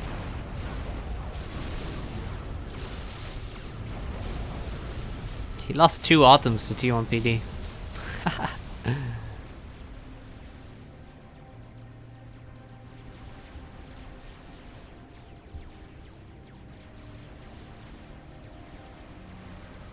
Now laser from Mogno, so he's just gonna teleport, I guess. It seems. He really needs to load that anti-nuke. He is quite afraid. I think he's gonna lose his airbase. There's no mid SMD to save him this time. What is that shot? What is that from? Oh, the T2 RT over here. It's shooting at the T1 RT.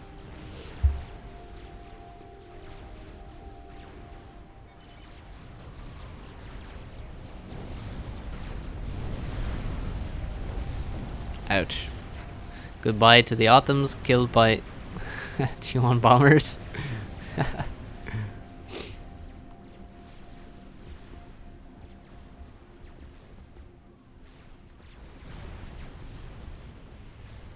T3 Navy, second battleship is finished for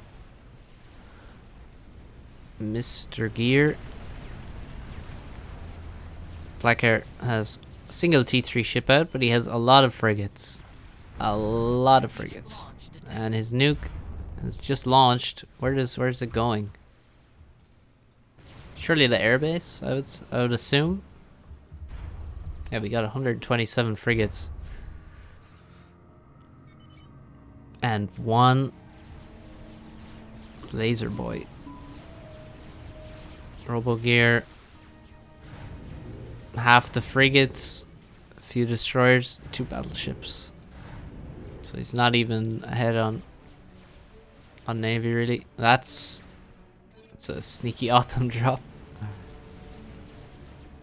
And that nuke is going for the airbase. Oh, it's gonna be loaded. Just in time. Please don't be stalling. No, he's not. Well, that's good timing. Just like last game. Perfect timing on the anti-nuke. Never in doubt. Never. Magno has how much less air? 77 ASF. What's Patrick on? Yeah, just over 100. He's making fabs now. Oh, that's a T2 Mex he's forgotten about. Oops.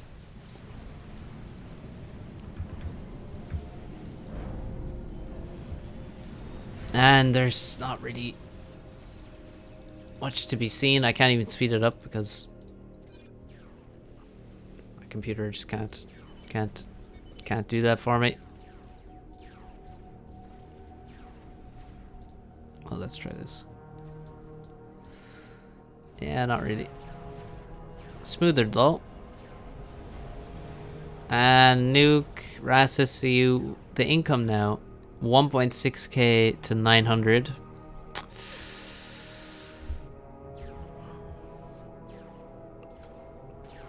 UD now retreats from here.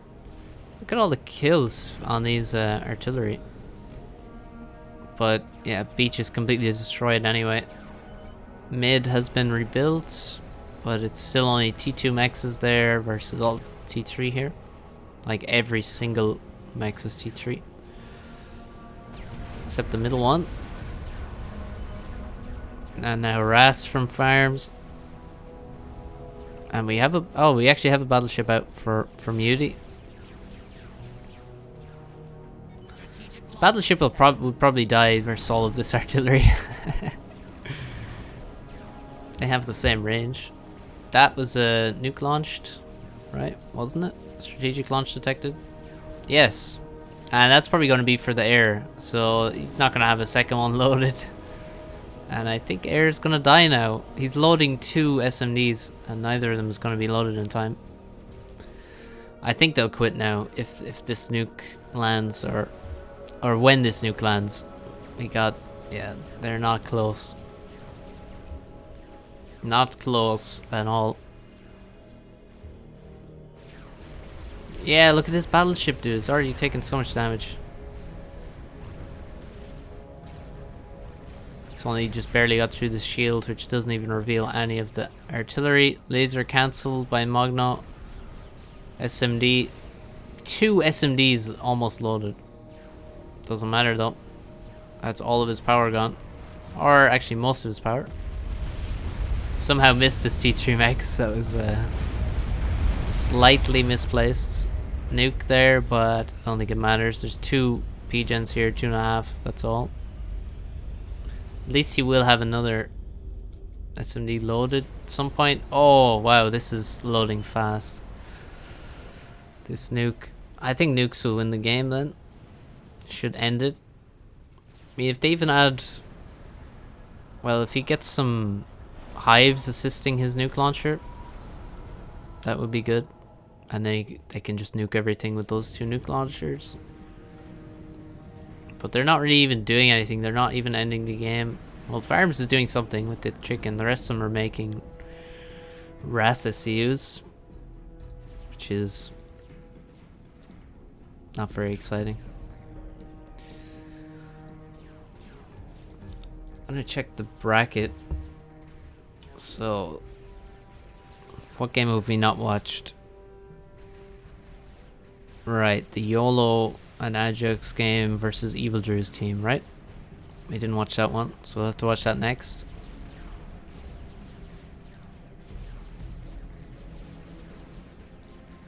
And we're up to 100 people, more or less. 100 people watching. There's another nuke from BC Blackheart. His first one didn't land, but it allowed UD's follow-up one to land.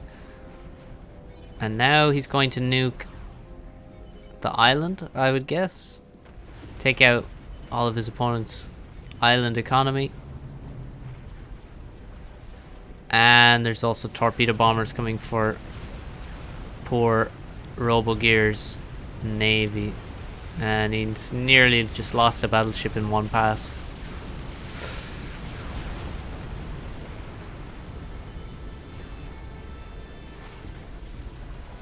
There's no shields. The best anti-air you can have for the Aeon is the cruiser with mobile shields protecting it.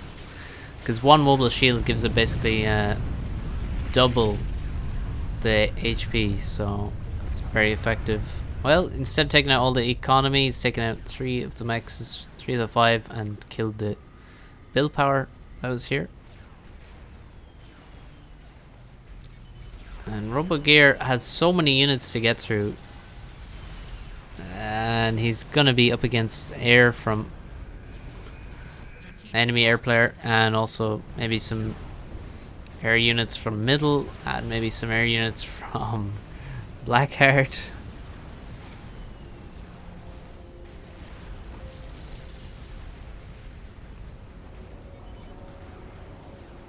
Farms just sent all of his stuff to Blackheart for some reason. Why did he why did he do that? Anti-Navy Nothas, yes, correct. I think they're dead now. I don't see them.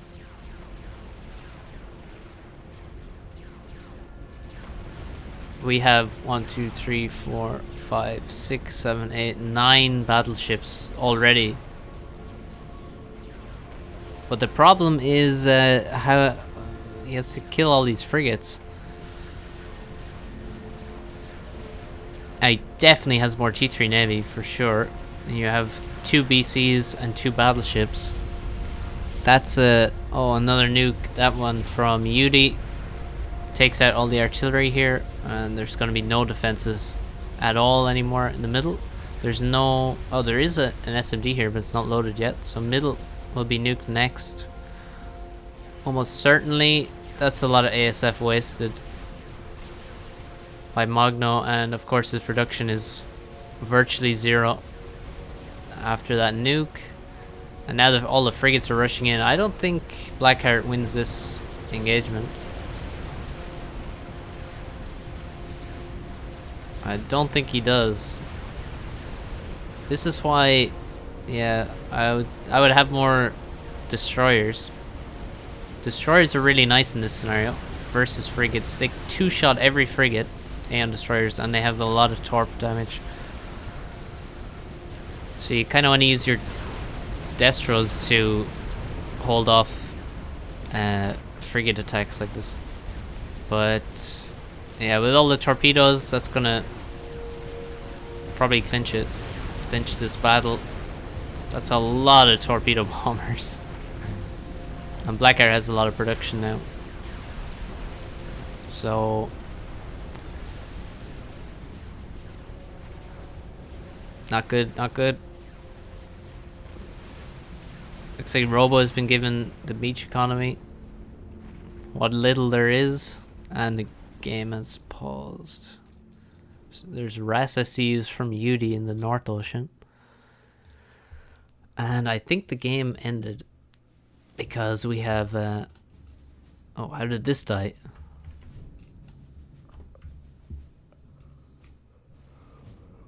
Yeah, it looks like the game ended. Also, why are there Autumns here? Oh, sneaky Autumns. Yeah, I reckon that's all she wrote. This game has been over for a long time. They have literally doubled the economy, the top team. I guess the chicken ran through the front base and killed everything. Maybe that was what clinched it, but that's the end of that game.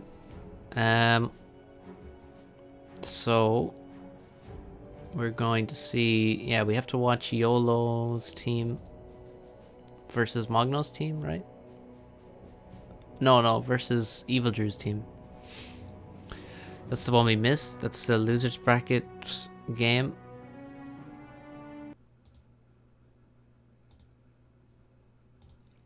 Right, so this is going to be Ajax, Blooder, YOLO, and Thau versus Emberg, Blue Planet, Evil Drew, and Hastamir.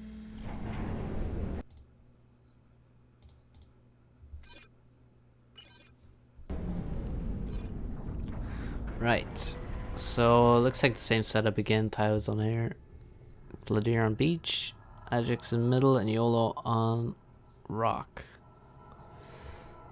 And same for the bottom team as well. Hastamir beach, Emberg mid, Blue Planet on rock, and Evil Drew on air.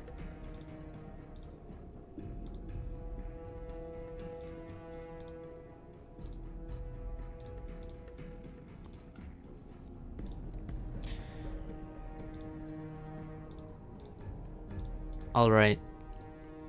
So definitely top team big favorites in this one. Big favorites. Damn, it's so shit that Nexus wasn't here. Because this North team would be nasty with Nexus. Like, it could be a... Yeah, I think I would be the favorites for sure. Even ahead of Yudi's team, in my opinion. I mean, it would be close, but, you know. But without Nexus... I mean, he is the best around at the minute.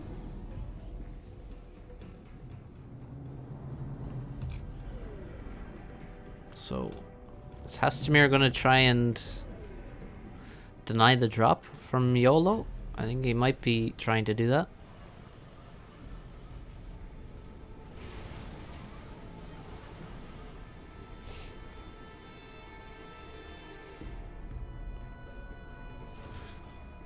Let's see. Yeah, Evil Drew doing that build order again with the 2 factories.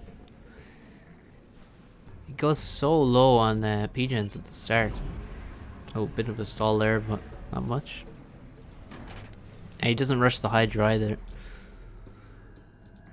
You can see Thou's build order here.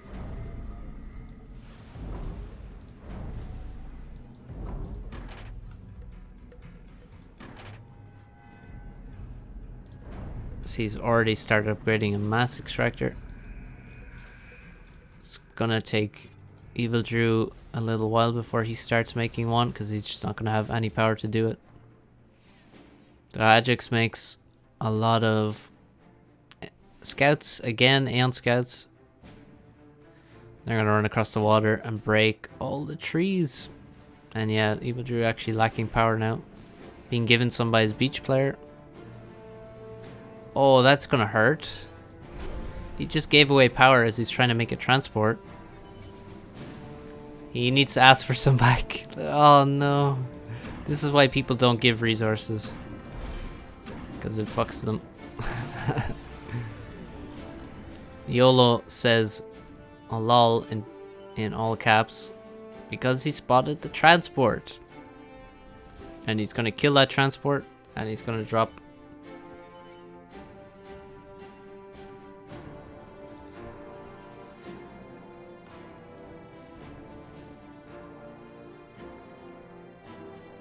He's trying to dodge around so he doesn't get spotted, but it's already been locked by this interceptor, so it's just gonna make him less likely. He's dropping his expansion. Wait, actually he did this last time. He makes a transport to just drop to here.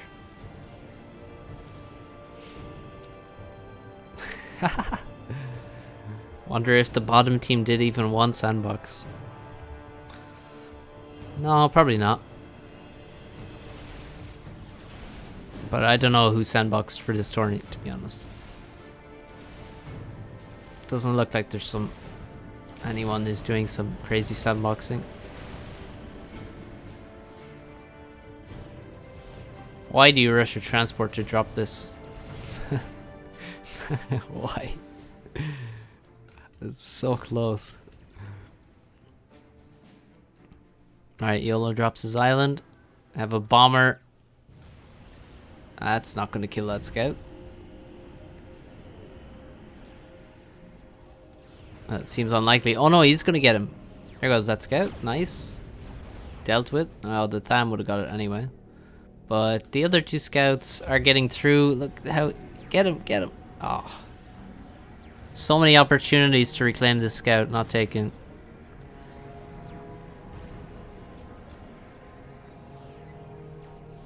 And the trees are crushed.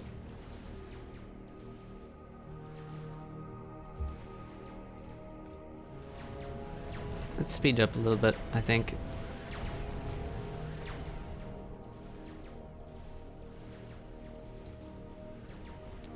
YOLO tells Bloodiric to get a transport because YOLO has just sniped the opposing rock player's transport.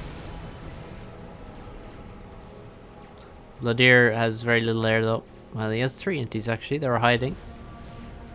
He still could make a transport and try and take this. I think he has a good chance to capture it, but he's not awake to the opportunities that could be available to him.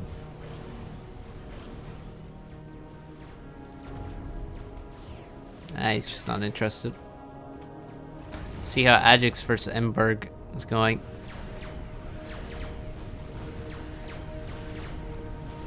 Well, Emberg has lost tons of HP, unsurprisingly, given that he's versus Aeon.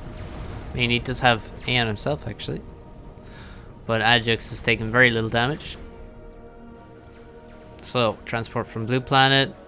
He seems to go for this three air factory thing on rock all the time. Emberg could just die here, like right now. 4,000 HP now. ACU is not quite in range though, and actually loses. Aurora loses some Aurora to the ACU. Now the range gun from Ajax starts immediately. And he's gonna have to pause some stuff, pause some factories to finish this. Because his upgrade is gonna slow down greatly if he doesn't. Well, not much of a stall. Just a little one. And Emberg is getting very low on HP now. 2,000 HP, dips into the water. And the range gun is gonna be finished quickly.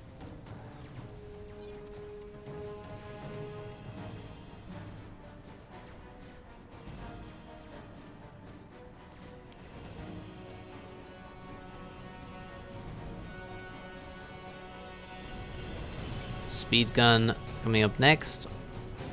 Remember, gonna grab some juicy reclaim. There's still reclaim on his side. Take it. Take that juicy mass. But mid looks very painful. Oh wow, what the hell? How are these mexes not taken? YOLO. Probably just scouted that there's no mechs taken here. He has so much air. Who does?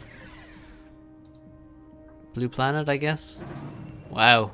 Yeah, he has quite a lot. Oh no, Hastamir as well. Hastamir has quite a bit. So both these players have a lot of air. Now we have a T2 transport. Here come the drops. So that's good. They're going to actually make use of their air. Hastamir has a super weak economy. Oh. He only has 6 T2 maxes. You can see Bladier has almost full T2 max. He has 10.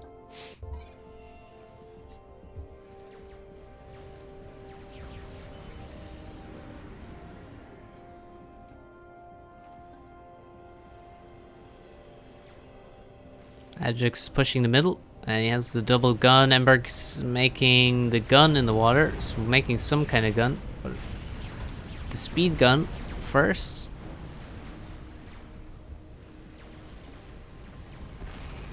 How can he defend here versus this commander?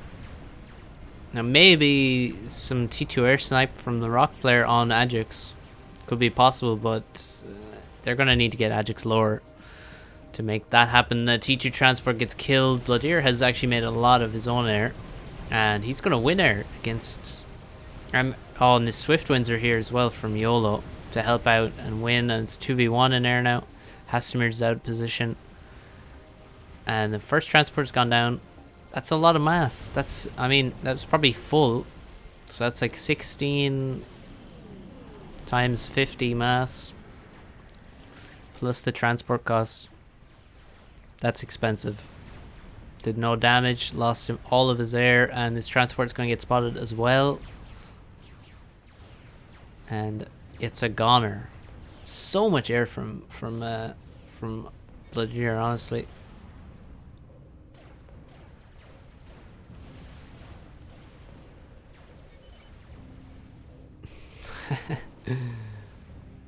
And actually, even a Swift Wind from the air player Thou. Just to make sure.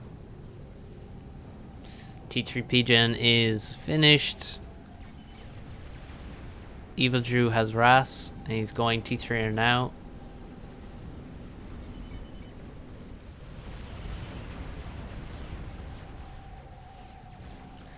Thou is going to make a Strap Bomber. Actually, I think Thou and Bladir are in voice chat, and the other two aren't, I believe. Oh god, the mid is getting completely run over. Double gun from Ajax has reached the base. This HQ is going to go down. There's only a few T1 PDs, a few Aurora. The ACU is completely surrounded. This ACU is so doomed. But Ajax won't want to go back and kill him, I think, immediately, because all of his units would die. But no, he is actually going to go back and kill him. But he's going to lose all of his units for it. That's not ideal. Should hang back with these ones. And there goes Emberg. And oh my god, oh, it's Corsairs from Bladir destroying this base.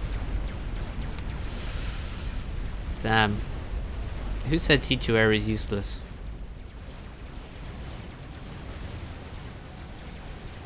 And Evil Drew is wasting his ASF versus the Inties as well. Damn.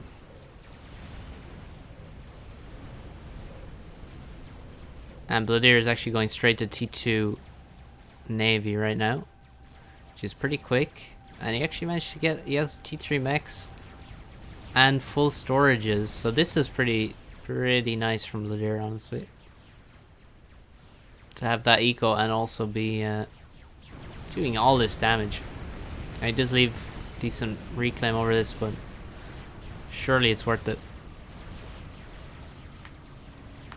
Bottom side, this looks bad for Hastamir. And middle is completely crushed. Nothing to stop Ajax from just walking in over this entire base, and he can just send his units all the way into the airbase. There's a wait, there should be a Strap Bomber. There is. And the Strap Bomber just hover bombs all the 3 mechs in this corner. And there's another mechs going down. Not bad micro from Thao, I think. Go. Next drop. Oh, he's kind of messing it up now. There we go. Can he save his Strap Bomber though? I don't think he can, but he's got so many kills already. Strap Bomber does go down. Yeah, there it goes. 1, 2, 3, 4, 5, 6 dead mechs. Mid. Where is it? Where did mid go? I can't seem to find any trace of mid.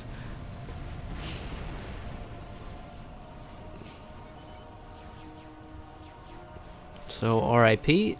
Looks like the bottom team is crushed, and in much quicker fashion than we saw before.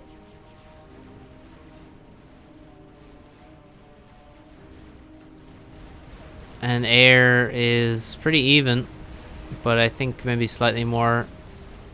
Well, he has some small bit of air support from his rock player. Ajax now making T2. The gun not going to do much good when there's absolutely nothing left to kill.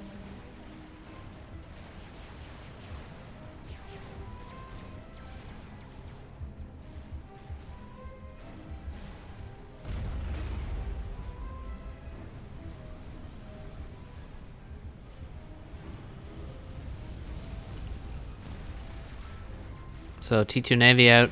This build power on the beach is going to be completely destroyed. And we really, yeah, GG's. They're just going to call it now.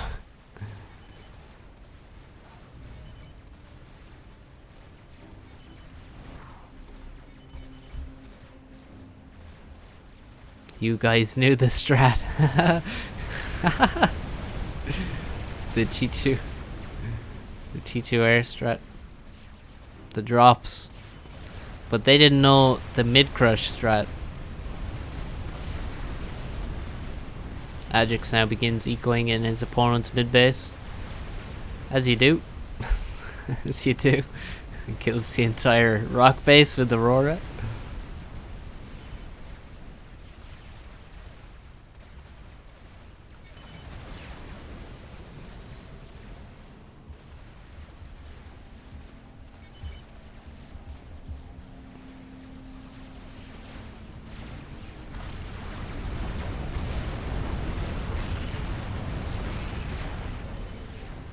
This Aurora army is the most brutal Aurora army I've ever seen.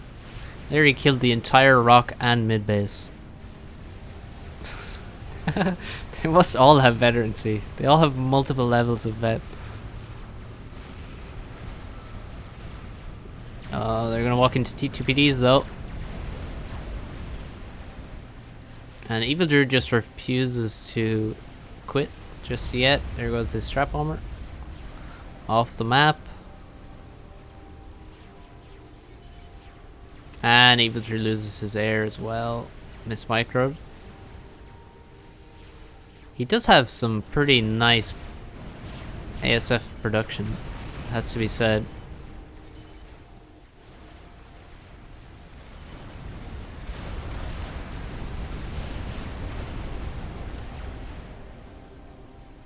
But it doesn't matter.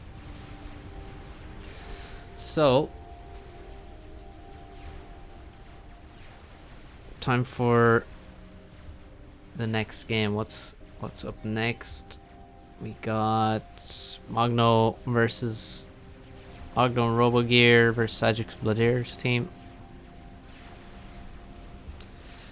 And so this is the end of Evil Drew's team in this tournament. They're knocked out after losing this game. So we move on to the losers bracket final after this, and then we watch, I think that game is still going on, and then we'll watch the finals.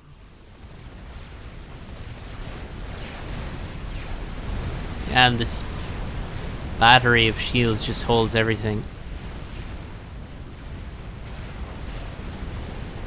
Nasty Seraphim shields. Well, if Tao is falling asleep, he should make strap bombers and just snipe Evil Drew. He doesn't have any shields or anything.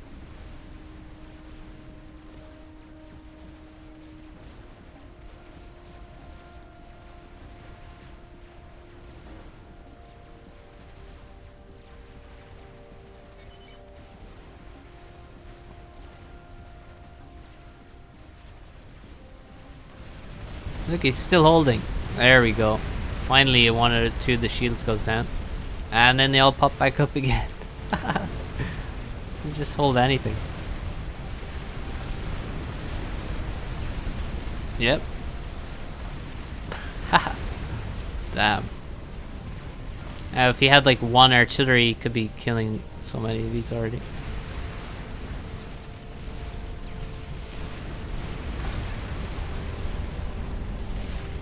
Finally, he will go down.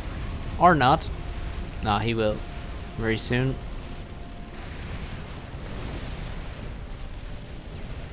Hastamir goes down. All we're left with is Evil Drew, who refuses to quit.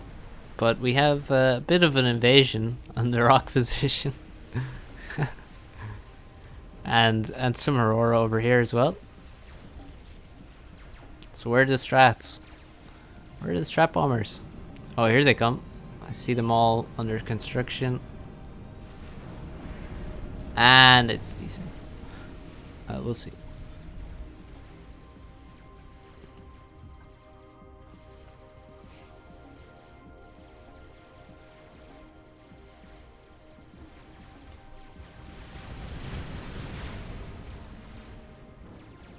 Well, let's just wait for the strat snipe, shall we?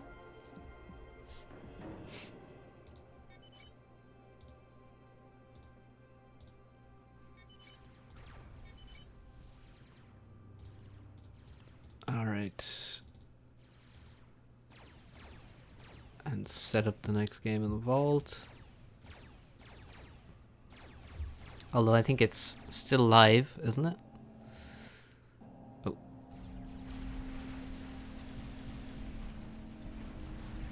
Oh no, I think it's may have ended actually already. Here come the strats. Evil Drew senses a disturbance coming towards him. Oh. He's dodging. Nah, he's not dodging. Goodbye. Finished. And they're through to the losers bracket final, the lower bracket final.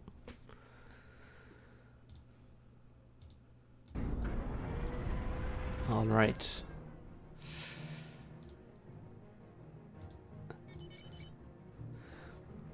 So once again, got the same setup on both sides. Slightly different colors on their ACUs, but all the same. Stop banging. What?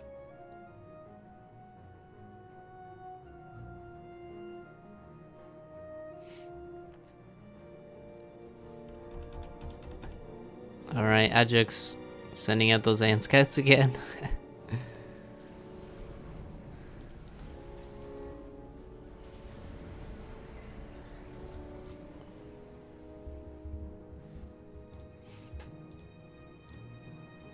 A bomber from Bladir. And a bomber from Robogear. So both of them trying to influence the mid play by bombing the mid player of their opponent. And oh, this bomber from Robogear is protected, but the Inti is too far behind, so the bomber will just get sniped. Even if Bladir hadn't done that, YOLO probably would have caught it in time anyway. Bladir, however, is landing his bombs. Oh no. Nasty. Even hit the tank. What the fuck?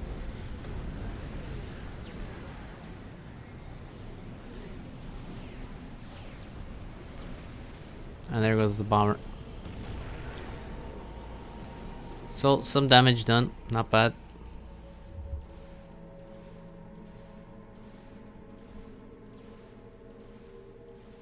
And YOLO just killed how many inties with that? He killed at least 3 inties with just one interceptor of his own.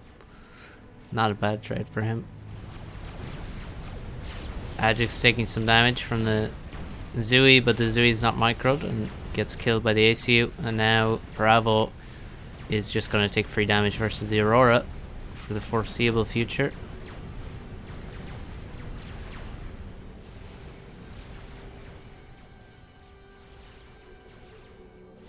Final will start soon. Well, this game isn't that long, I think. It's not a super long one. And I can't live replay. Or I have to use the live replay anyway for the final, not the... I can't observe.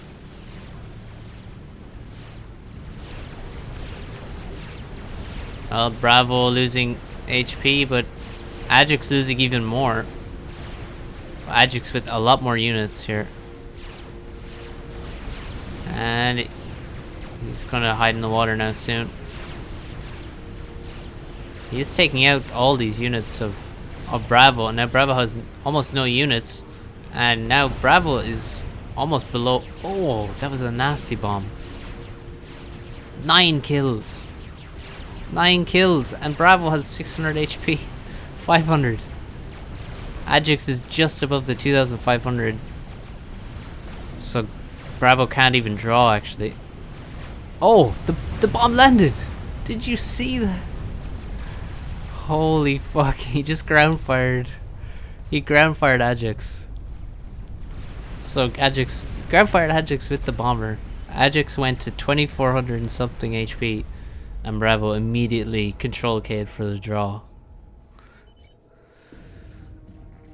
Epic.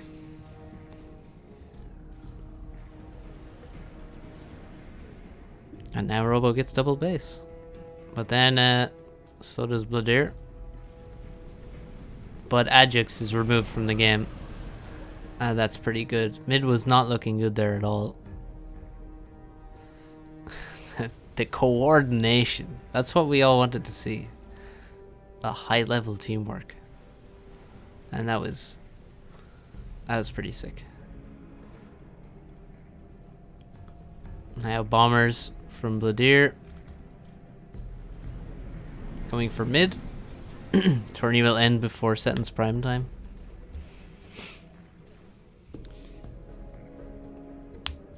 Well, you know, there was supposed to be some good teams, but most of the teams ended up with not the exact lineup they wanted. Could have had longer games otherwise. These bombers are gonna kill all the all this air, all this land here. There's only a few interceptors from the top team. YOLO has loads of inties. And YOLO is killing Gorky's engineers. Oh, now he's just brushing his hair and he's dead. That was strange.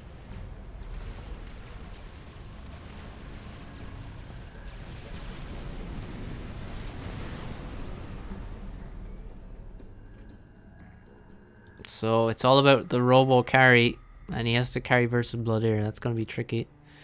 The top side, you can already just give up on. YOLO is too good, and he has the rock position. And Magno going T3 now. Just finished T3. Meanwhile, yeah, Thao is just finishing his P-Gen. So air not looking good.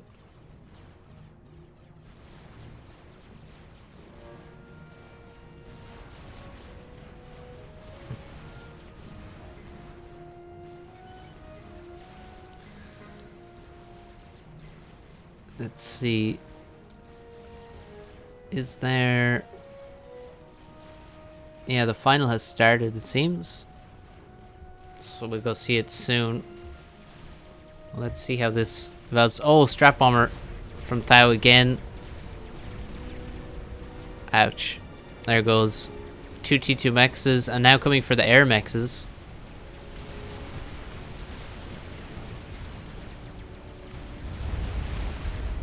And that's one mex, another one. Gonna go down, and this strap bomber is gonna die then.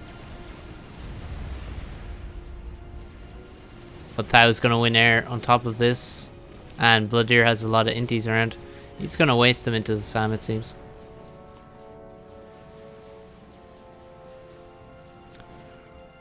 Rush fucking ASF, make T1 air. Nope, what? What?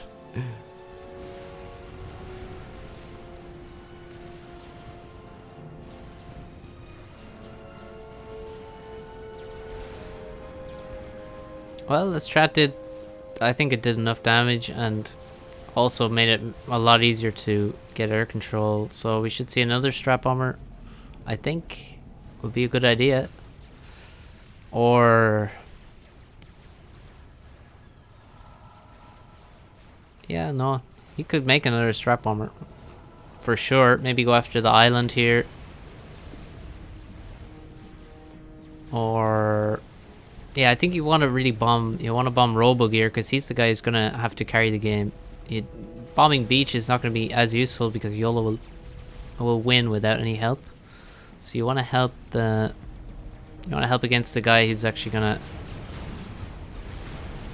Who's their only chance, and that is Robo. Strap bombing air was nice though. It's gonna make it even easier to keep airs throughout the game now.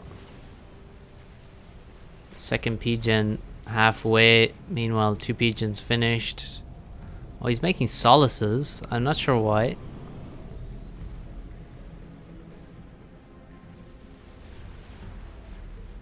I think they're going for Robogear. Pretty sure. Oh, we went back to 0. Whoops. Go back up again. Speed up.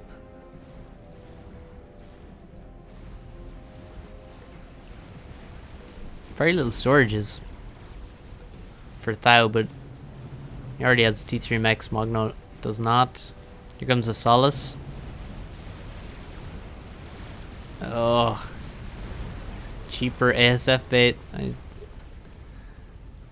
mean, how much cheaper? It's not that much cheaper.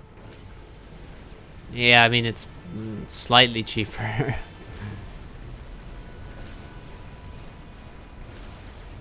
And it's gonna die.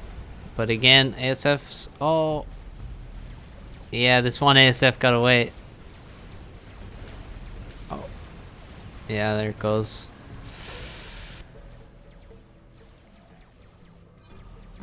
Yeah, it's only really worth it if you can keep those things alive, and then maybe you can even send them back and repair them in air staging. Actually, you can repair them on Cyber and Cruisers, because Cyber and Cruisers have an air staging platform. I think they're just going to try and crush Orbigear immediately. That's a T3 drop from Bladir. There's nothing here to defend against that. All of this is surely going to die to this drop now. It's not going to be caught. It's already too close. The ASFs aren't here. There's no scouts patrolling for the beach player. And, oh, we have Harbs dropped here. He needs to move them so they don't die to artillery or PD.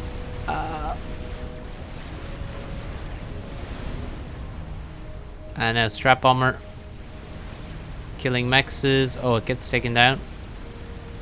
And Magno runs away. Oh, that's another drop. Harbs here. Harbs here. Harbs here. Oh, nasty. And the shields are back. That's nice. Very nice. And the shields are gone. It's a lot of PD. It's in range of. And Harbs in the airbase. Go to the final. I mean, are they playing? Is the live replays available, you mean?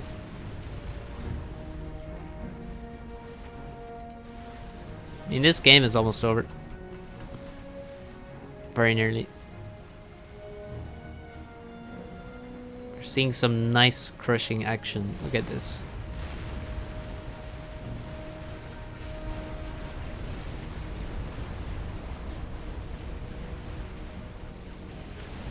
Magnotech's ACU is at the front with the gun. Amazing. What the hell? And Robogear control case. Yeah, there's Harbs coming into his base now as well. I think he sees there's not too much point in continuing. Oh god, he's even gonna lose this. The beach player.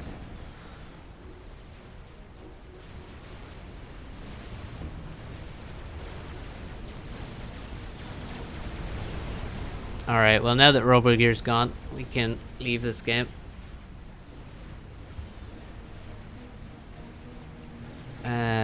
First I'm gonna get this replay. Where is it?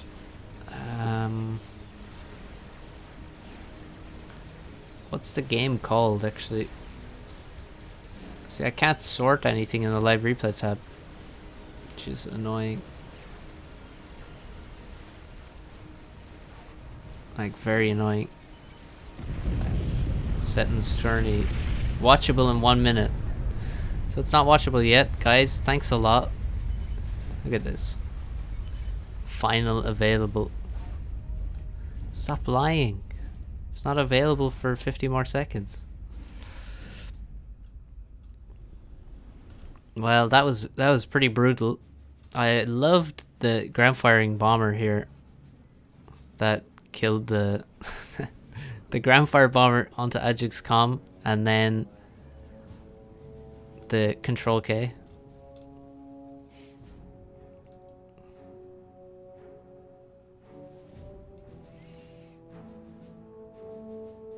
Nice IKK. What? Who are you on Slack or?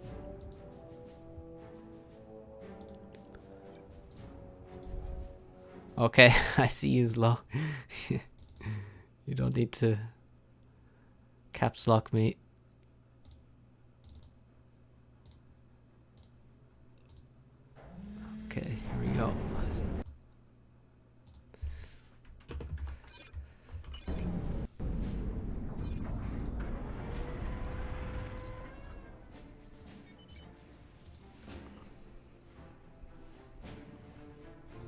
Yeah, you're too kind. English, of course. Great command of his own language. Here we go. Now let's see. Oh, factions are a bit different. So we got Aeon Air, that's the same. We got Cybern on beach. Different. Blackheart was UEF before. On beach. We have an Aeon in middle. In farms he was Seraphim. And we have UEF Rock, which was Cybern before. Yes. Exactly. They have played before and the top team won.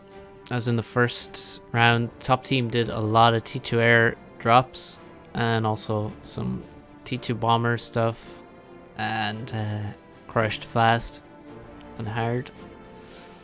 Thou, Aeon Air, Cybern Beach for Bloodier again, Aeon Middle for Ajax as always, and Cybern Rock for YOLO.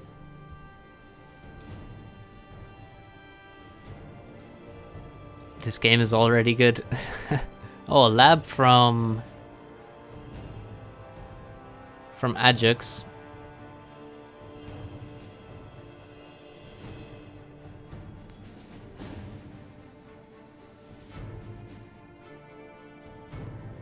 What? I don't get it. I think I missed something. Flare from Ajax. I think labs on middle can be really nasty. You can make like a second lab and then easily gets past the ACU, and then you can attack the engineers that are getting the hydro, or you can also run to the back base.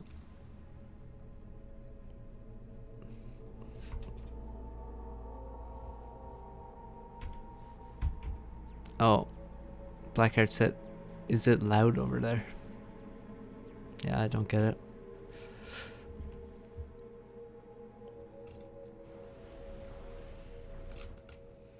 So let's see, will we see anyone try and stop the island grab? No. Bloodier isn't even making anything, he's just making eco. He's really rushing that T2 max.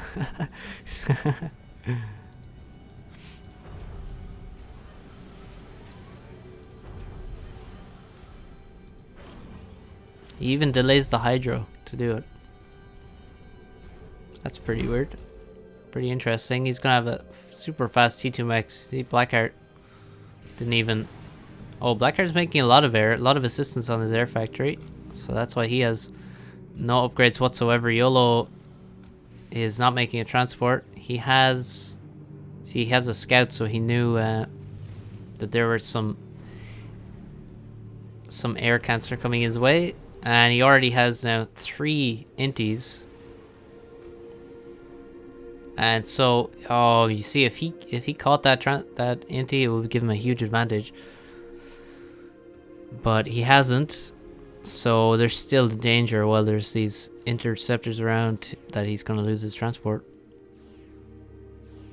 It's in danger. Yudi, no danger whatsoever, because Bloodier doesn't even have an air factory. Oh, now he does. His first interceptor coming out now as Yudi drops. Yudi didn't even drop particularly, well, I guess just a normal speed, I suppose. Here come the mechs upgrades. In middle, no fighting, just reclaiming. Very civilized. The lab from...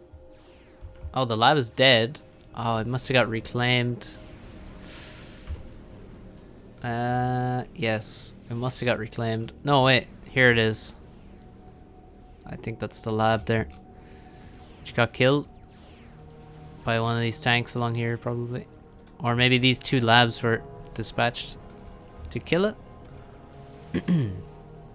And now YOLO is losing all of his air in some terrible micro. And is he going to catch this transport? Surely he catches the transport. Surely. Here's the scout. The scout should have seen it. Oh, no, it's not going to land. It's not going to land. Goodbye.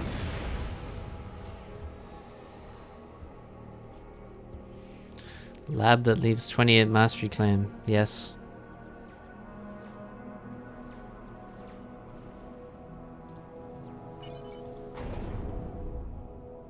$25. It costs 35.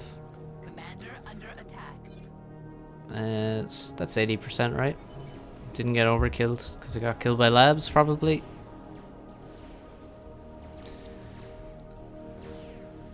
Yeah, it is 80% exactly. 7 by 5. So in the middle, yeah, just a lot of Aurora Cancer Ajax retreats to the water. And Ajax taking some damage, and Blackheart lands his transport. He takes the island, and now he has a little single lab ghetto gunship here. And he's probably going to try and drop it towards the airbase. BH sacrifices eco. Yeah, he did. You have to do this. But YOLO says he's dead, obviously, because it's YOLO. He's... I think it was low actually put up the that image of YOLO saying GG 17 times during a game and then saying, "Oh, we won, GG, well played," after telling everyone to quit multiple times. So that's just classic YOLO. Losing the island is not GG. It's not instant GG at all. No, it wasn't used though. It was a while ago now. Bloodier starts to make navy now. Oh, this lab actually killed the mechs. Yeah, maybe it was Farms. Farms has no economy whatsoever. Like 0. He's only making 2 mexes now. And he's not going to get any reclaim. Probably. Oh, well, there's still some reclaim, actually. He's going to really need that. But Ajax is surely making an upgrade. Yeah. Nearly halfway through his upgrade. He already has 2 upgraded mexes. 3 upgraded mexes. How is tree breaking? Well, these didn't get broken, I think. Oh no, they did. These are broken. Oh god, all of these are broken. This is fine, I think. Nope, that's broken as well. Never mind. Also, this, all of this is broken. Yeah, tree breaking is nasty on this side. On this side, it's also... Yeah, they're all fucked as well. Everyone's trees are fucked. So let's see what Blackheart will do with this island. Here comes speed gun, already range is done. Blackheart's lab is still running around. More tree breaking. Here's a drop from Uni. 3 engineers, 3 artillery. And maybe another drop will come too. PD. Well, are the artillery going to be too close to shoot? That's what I'm wondering. Nope, they're not. Oh, they have a very tiny minimum range. So PD shouldn't be finished. He can reclaim the lab. Oh, it is finished. He needs to run away. Keep running. This could have been microed better. Oh, look at the repairing.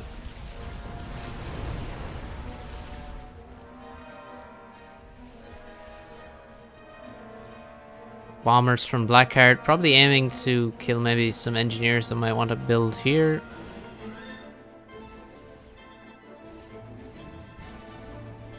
Torp defense, some units being built here to be dropped. The main thing when you lose your island is just to make sure you don't ruin your economy by overreacting to what's happening.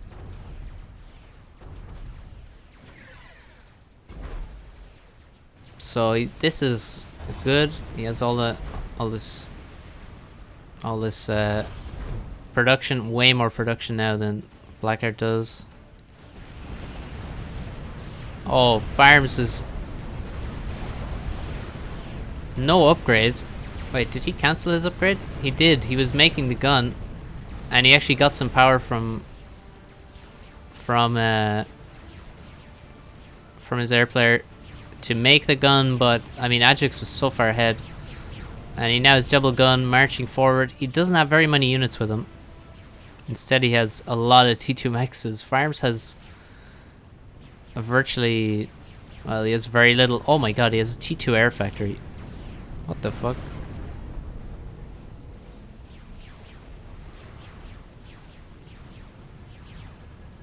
Yeah, this looks dangerous for Farms, but he is going to be able to get at least one, probably two PDs up before Ajax can do much. I think Farms will save this. He'll be fine.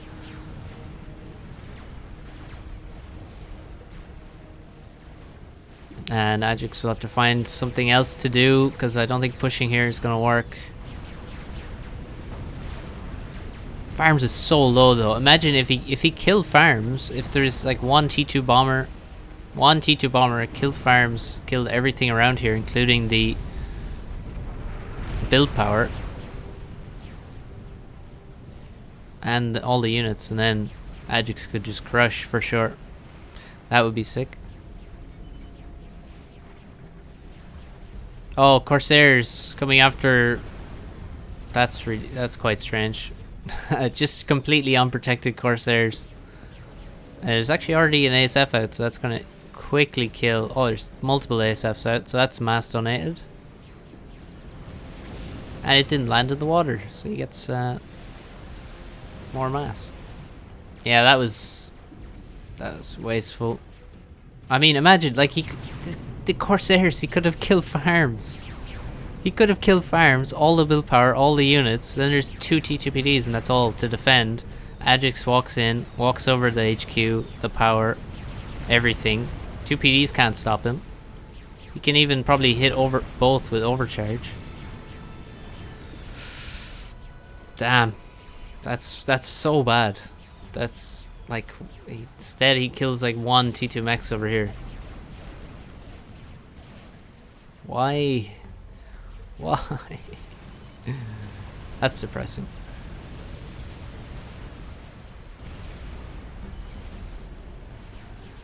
And they're going for the air crush. Top team going for the air crush. Blood Air, though, has so many inties that he's saved his air player with them.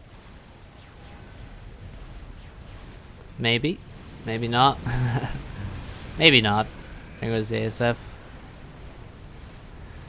Well, let's say he made a good attempt at saving his air player.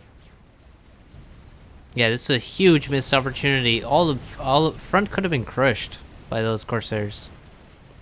Just instantly kill the ACU, and then he could even Corsair the. They might have decided not to kill him. No, definitely not. That just did not happen.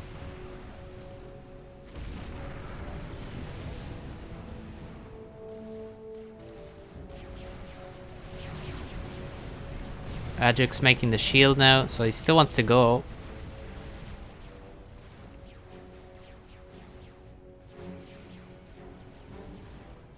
Strap bomber now from Petrick. He has 4 ASF, 5, 6, 7, 8. Double what Thao has right now. Thao making second Pigeon now.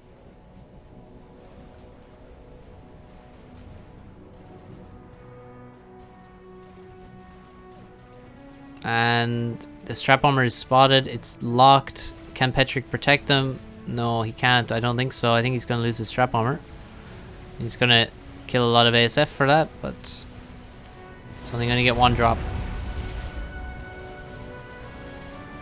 So he can just make another strap bomber immediately, because he, yeah, there we go. Strap bomber on the way.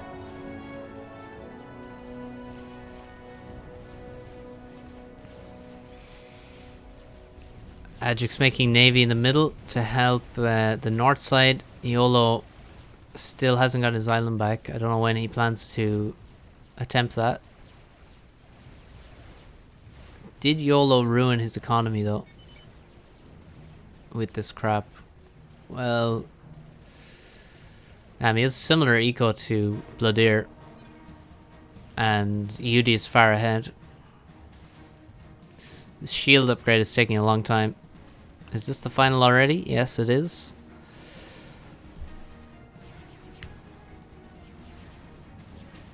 I don't know what this shield upgrade is supposed to do. Oh, Farms has double gun and shield now. Good choice for this scenario. Ajax is sort of not... Well, he's still ahead on economy for sure, but not so far ahead.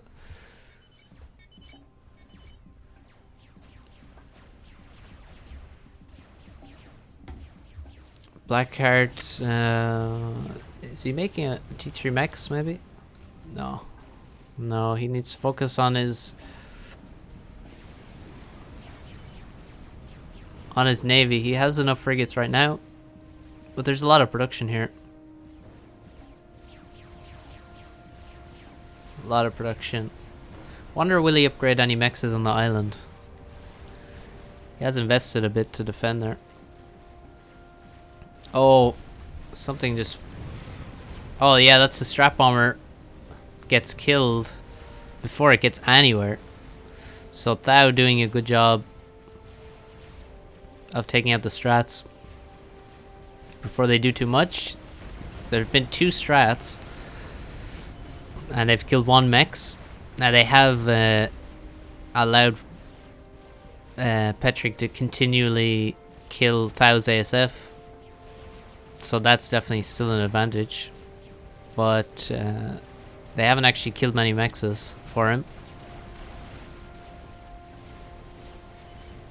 Thao maybe... I think he's behind on economy as well. He has no T3 mexes. He doesn't have all storages. Petrick meanwhile has everything storaged. And he has a T3 mex. Significantly ahead. Now gunships coming for this position. Oh, there's 5 anti-airs, so the gunships will be wasted if they head that way. Now a cruiser out for Bloodir. He really needs a destroyer. Quite badly.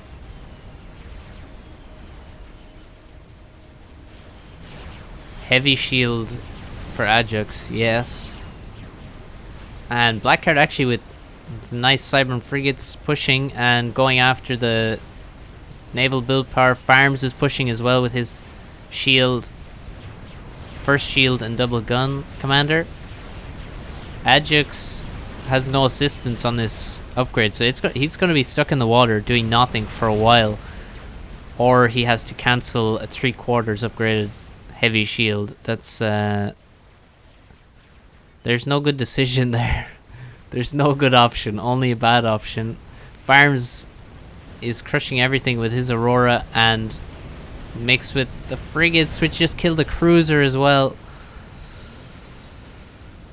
So the air situation meant that now both Navy players went first cruiser, and that's really screwed them up. I mean, Bloodir has done fine. He's kept his cruiser alive, used the range of it, and didn't lose very much because there's only frigates, but this has been really bad.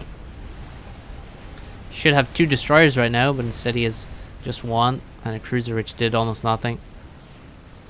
87% Ajax needs this shield to finish. He's losing all of his naval production, which is not cheap.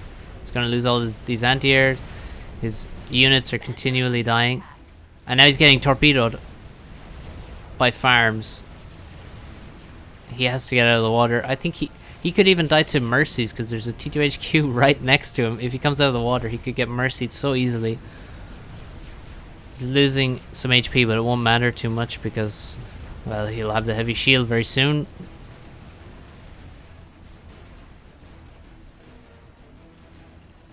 Yudi asks for mass, saying he will BC rush.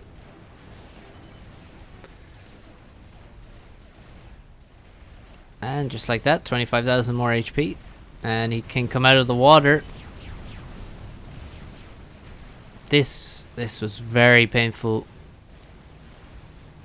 Now Farms in the water with a decent amount of production. Oh, that's a lot of torps coming after this ACU.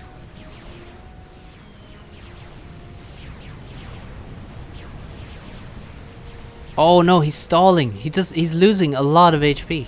He's down to 3,000 HP from the torps because he was stalling. He had to turn off all of his shields. Oh wow, that was a lot of mobile shields. And this is not beta, is it? No, it's not beta. So those are really expensive on power. Now he switches them back on. He has overflow from his team. That's the only way he can afford all these. But he can't push without air. He only has some T1 anti-airs. Doesn't have any flak, any T3 anti-air. He's coming after Farm's commander though. Can he actually kill Farms here? No, he doesn't have the... He just doesn't have the damage to do that. I think YOLO is in serious trouble. So he just continually gets torped. And he lost his cruiser immediately. And North looks very bad now. South will look very bad once this battle cruiser comes out.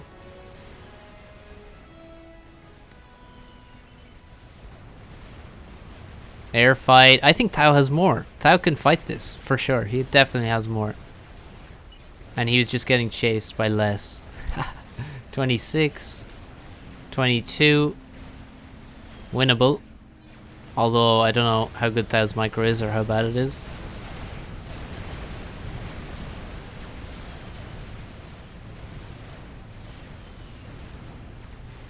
Oh man, look at this. It's epic Aeon army. It's impenetrable wall of shields.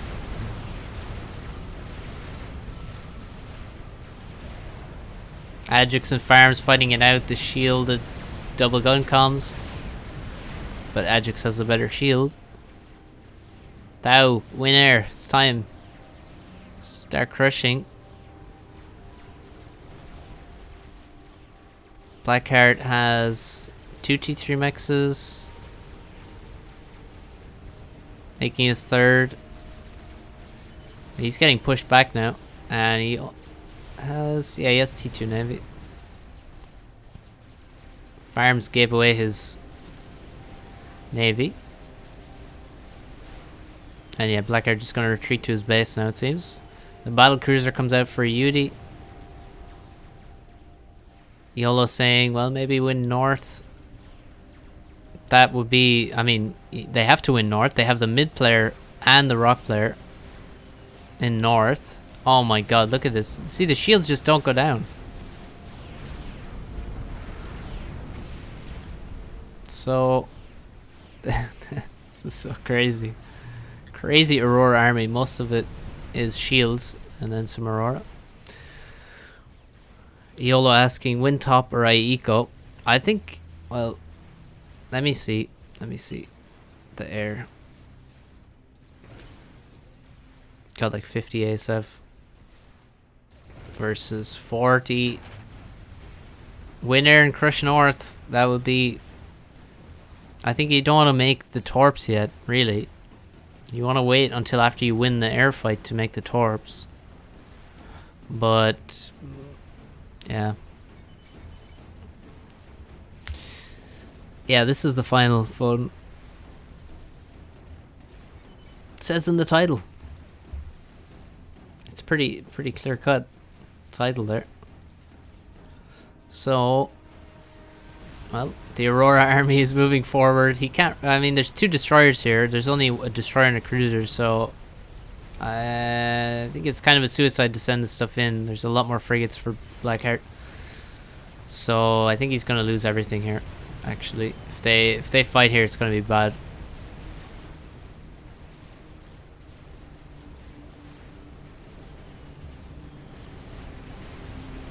Yudi going after the Cybern cruiser with his torpedo launchers, torpedo bombers. The battle cruiser is here though. Now if he can take out the shields, that's nice, but he's gonna lose all his T2 Navy very quickly. There's a destroyer here as well, and all... oh yeah, second battle cruiser now soon. Yeah, this looks This looks really bad for Bloodier. He is in a bad situation.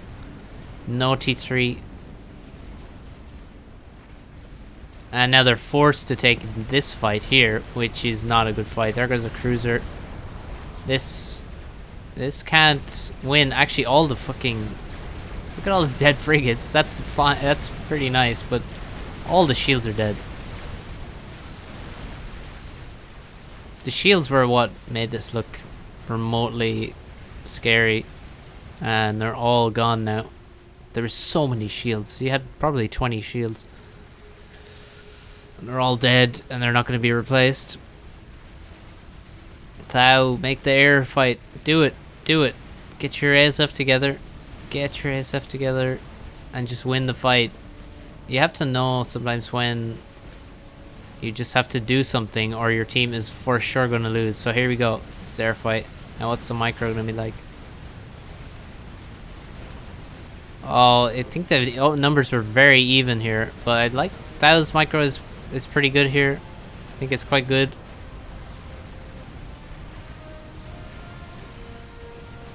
Oh, yeah, Thou's gonna win it. For sure. Nice. Now, where are the torps? They're already here. Good. Good stuff. Now, you can take out the destroyers quickly. Perfect time. YOLO is saying save Bloodier.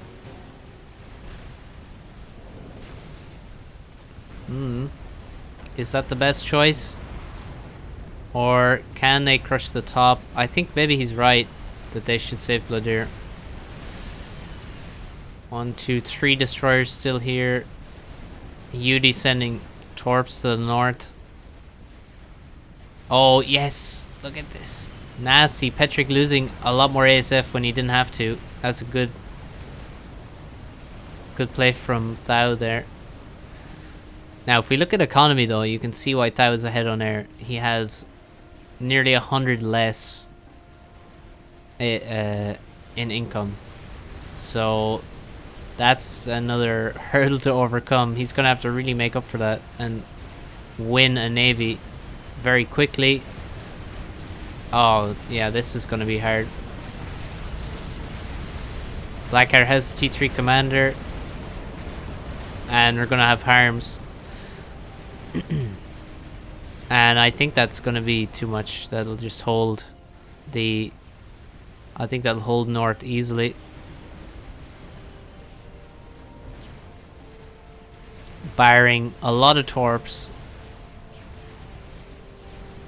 Thou going to fire more ASF. Nice, I like it. Don't go too far. Don't go further in because... Oh well, there's no SAM here actually. There could have been for sure. Yeah, the harms are going to save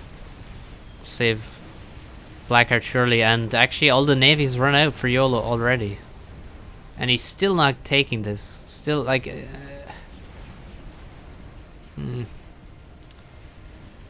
more air being killed. Pretty nice. There's no more torps actually. Oh, the torps are going to the south. Did we lose a battle cruiser already? I think we did, right? Yes, there it is. So we've already lost one battle cruiser. Cruiser's going down now. Shield boats should go down as well.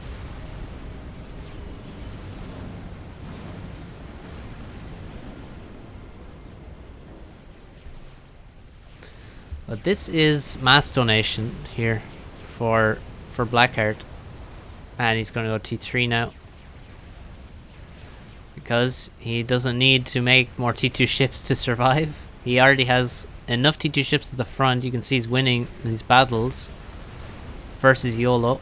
And he has harms to protect him, so T3 it is.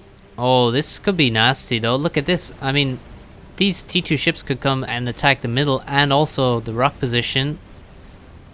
And Thou has complete air control, so...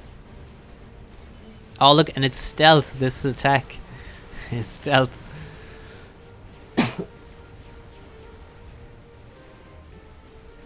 Damn, he could come after UD and kill all of UD's power. Even UD's... I mean, well, no, he probably can't kill UD's ACU because He has T3 commander to spam shields very quickly. But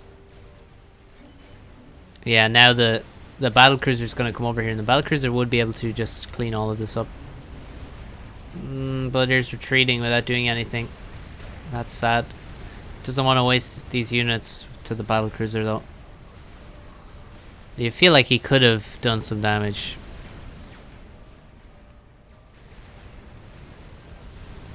Hi, Robogear.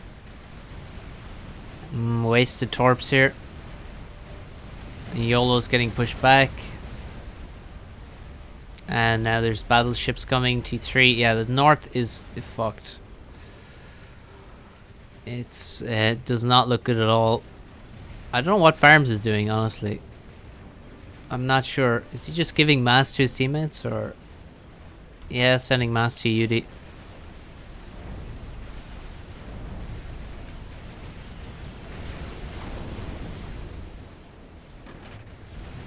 Making some shields.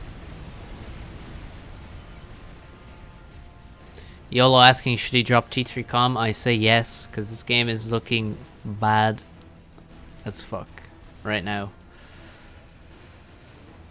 I mean, no T3 versus now a battleship. Should be, yeah, just finishing now.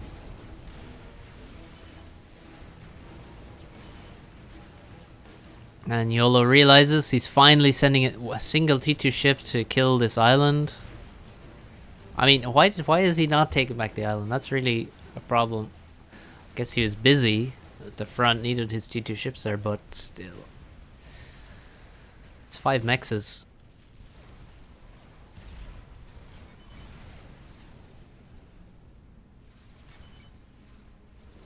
Damn, does YOLO really only have... Only 200 mass income?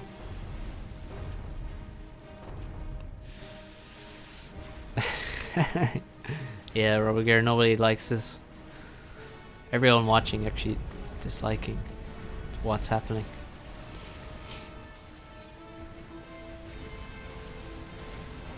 Full T3 mechs for Blackheart.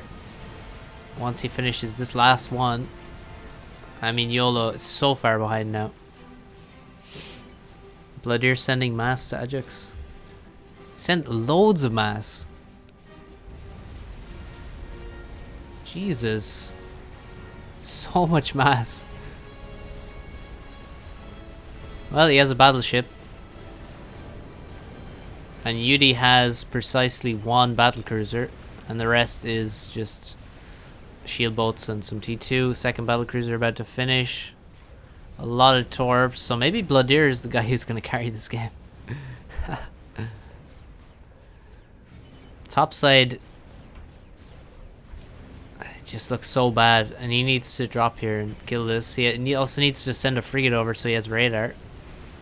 He's scouting now, the air scout. It's not gonna be enough. Ajax now making South Navy, making submarines, which forces a lot of Coopers from UD.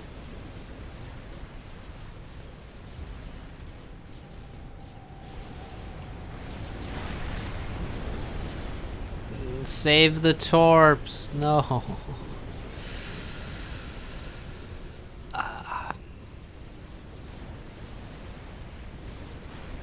Well, that's, I think that's basically, that's all the shield boats have just been killed there.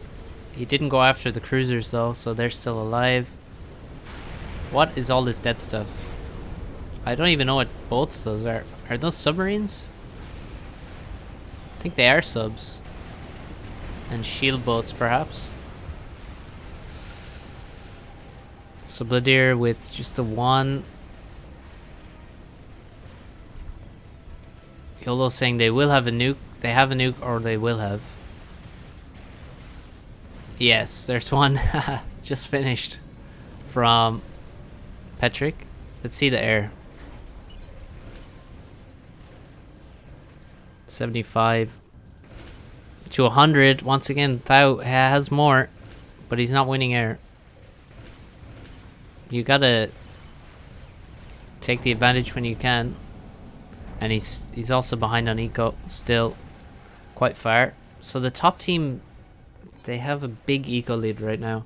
They have 1.3 thousand for the top team in income and 1.1 for the bottom team. So about 200, give or take. It's not very precise.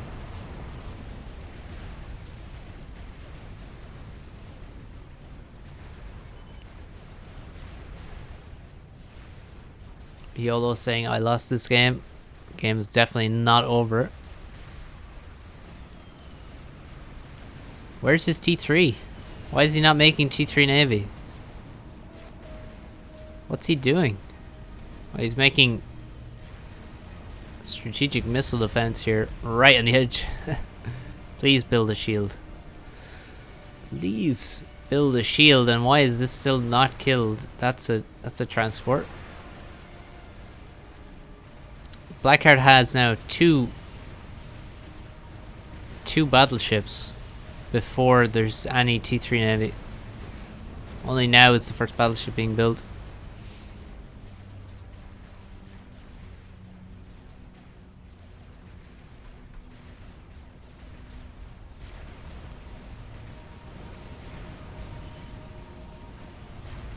YOLO says my side is completely lost.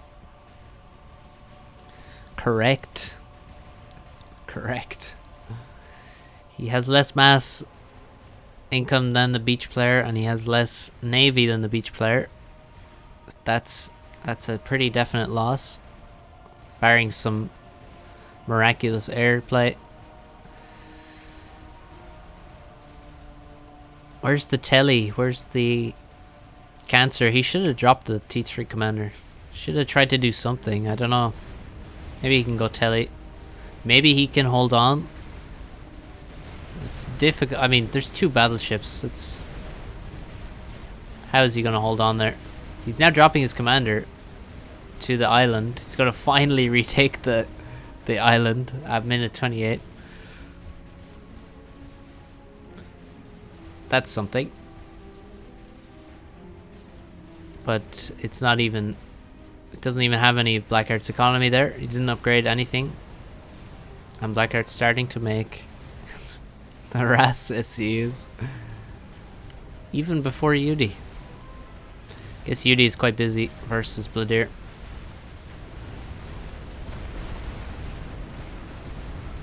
One battle cruiser needs to be saved here. And there's two battle cruisers down here as well, actually. Are looking quite healthy.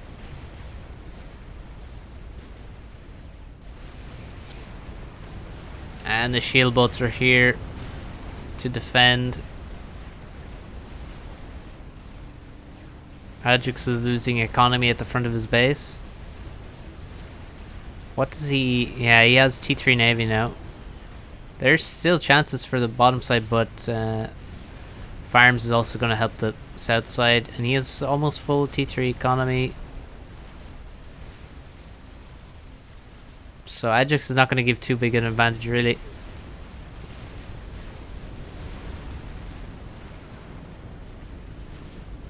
On the top side, yeah, these battleships are just crushing slowly but surely. There's a decent number of destroyers. And, hey, we did it. We have the island back. Top team maintains its eco lead, and the eco lead is basically from the... It's from the... These two players here. Patrick and Blackheart have more eco than their opponents by a distance. I mean, look, still T2 mexes here.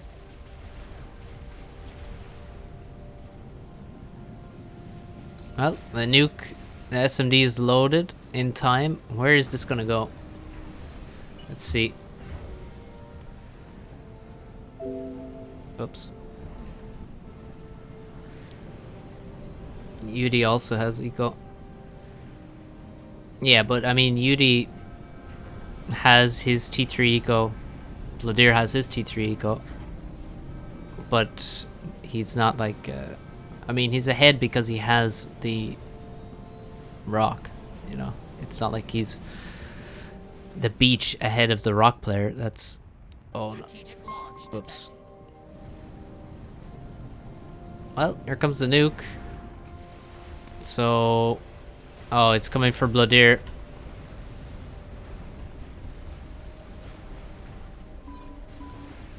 Oh, turn off the tracking. There's no SMD, is there? Oh, there is, but it's not loaded. So Bloodier's gonna lose 5 T3 mexes and a P-Gen as well. Oh, and a T3 air factory. He had a T3 air factory.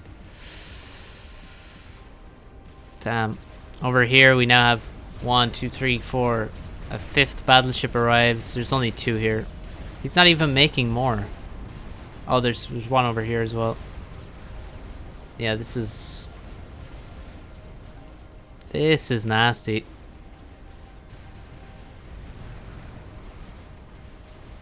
And Bloodier's gonna be hurt a lot by that nuke. UD's epic micro is dodging so many shots from the battleships, and now this is a good thing to do. Look at this cruiser DPS on the on a battleship. Yeah, this does not look good now at all.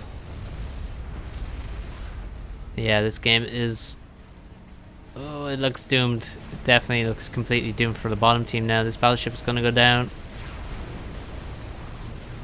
There's 1, 2, 3 battle cruisers. They keep dodging so many shots and then they get back under the shields. 1, 2, 3 battleships. And a ton of subs and shields and flak. That's quite nice. Yeah, it could be quite nasty once they get in range.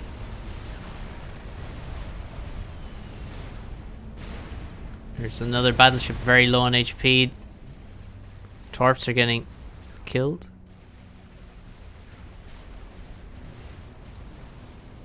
Bloodier's given a P-Gen. He really needs it. He has no power whatsoever. And he's not building any either.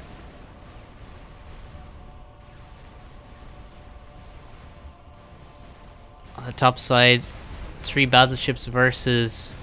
Jesus, 8 battleships? Simple arithmetic there. How many RASSUs? No, Blackheart stopped making RASSUs. Maybe his team told him to stop. Because, well, maybe he also realized if he stopped making them, he could very easily crush North Navy. Getting a bit of lag now. I think probably we're caught up to the... Oh, I just had it sped up. This kind of makes it laggy. I think maybe somebody in the game is lagging more than us, so that's the problem.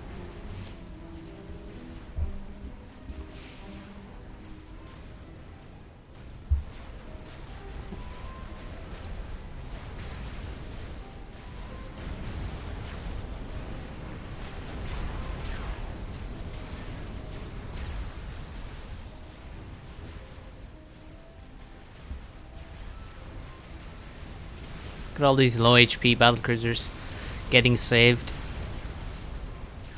Keeping them all alive as much as possible. And Bloodier's already lost multiple battleships.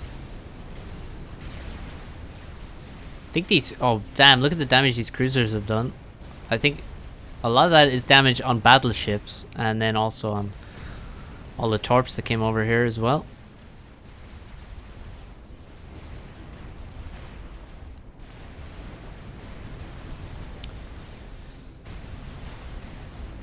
Yeah, I mean Nexus would make this team way better for sure. Would make the South team way better. It is unfortunate he's not playing this tournament. It's pretty sad. But hey, that's how it is. Ooh. Why is it stopped? Why is it stopped? Oh, we're back. We're back. Okay. Here goes a battleship though. Well, the team was supposed to be this team except instead of Thou Nexus, so that would be the team.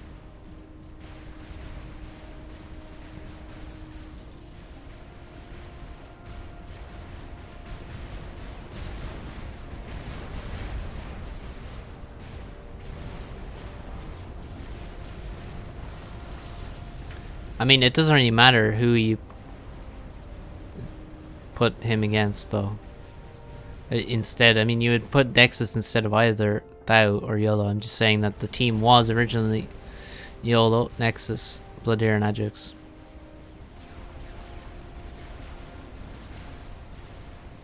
I mean, Thou did pretty well in there, but he was definitely behind an eco all the game. Petrick made a nuke, which killed his production. So, you know. Point is, Nexus is 6, so you could just put him instead of anyone on this team, pretty much. And you'd have a better team. Top side. There's so many battleships. 1, 2, 3, 4, 5, 6, 7, 8, 9, 10, 11, 12. You can probably just definitely stop making battleships now and make... I don't know. No, YOLO's build was fine. YOLO's problem was he wasted all of his air. He just lost a T1 air fight right here, where Blackheart got in behind him. Like, his build was fine, but he needed to use his T1 air better, so he could actually get the island.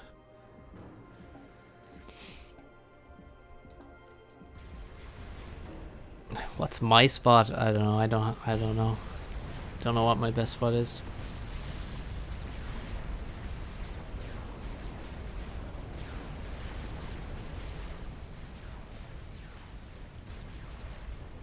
YOLO should get back from the island with Telly. Yeah. Oh, you should make a... Yeah, maybe. He needs some Telly action. There's Telly defense here. Some Telly defense. There's a lot of Telly defense here. Another nuke is launched. I don't know where it's going. Probably mid, I would assume. Yeah, and Ajax is not loaded. So that's the end of mid.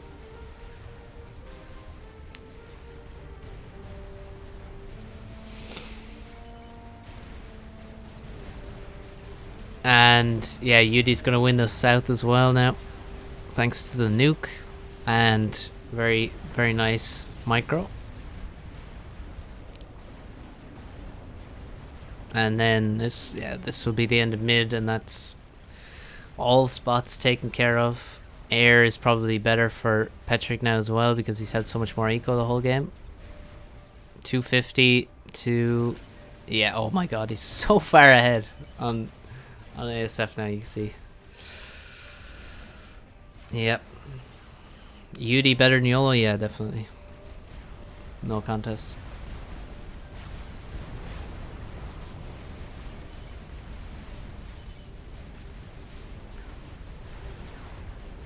Foley wasn't around in time to play.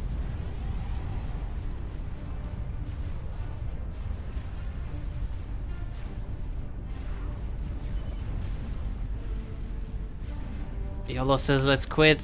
Yeah, I mean, that's a reasonable thing to do. 400 massing combined now. Behind in both navies. Behind in air. Behind in every possible metric. And Thou says GG.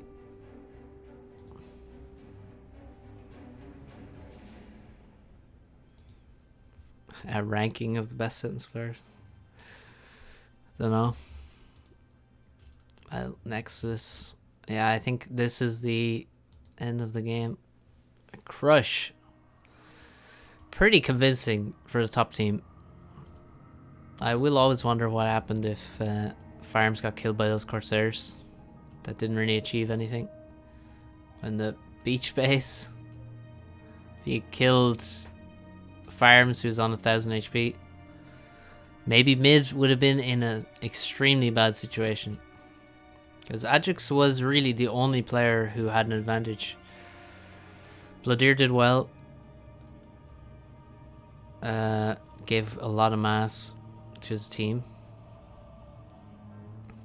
But it's losing Navy. I mean, Yudi has such good micro. It's very difficult to beat him with even even numbers. And yeah, maybe Ajax could have done something. Farms got taken out of the picture. YOLO, well, Blackheart kind of wrecked him completely, to be honest. Took the island, won the air fight, killed the transport before it landed, took the island for himself, had it until maybe 30 minutes into the game, or nearly 30 minutes, and defended any of YOLO's attacks, and Ajax tried to help YOLO out here, but YOLO just didn't have enough to push.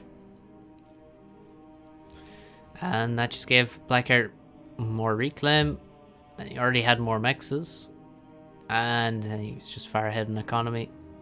And you see at the end of the game, YOLO has a bit more economy finally. Most of the game, Blackheart had more.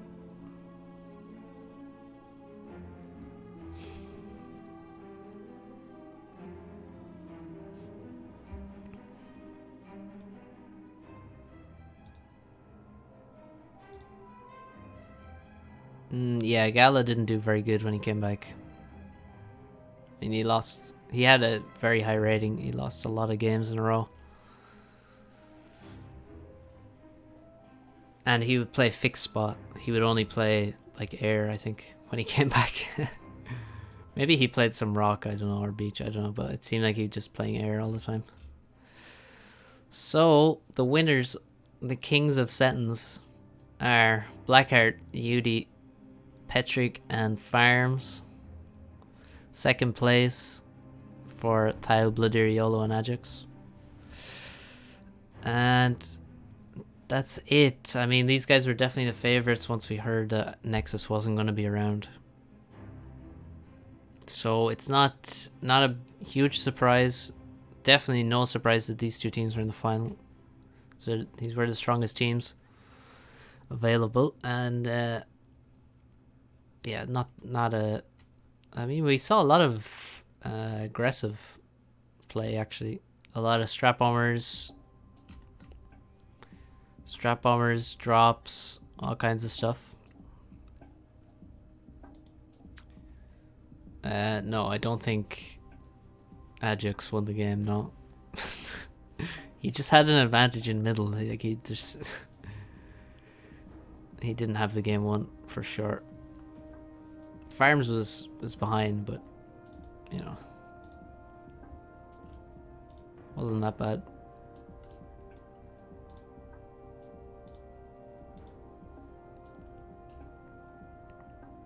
So yeah, that's it for the Tourney casting anyway.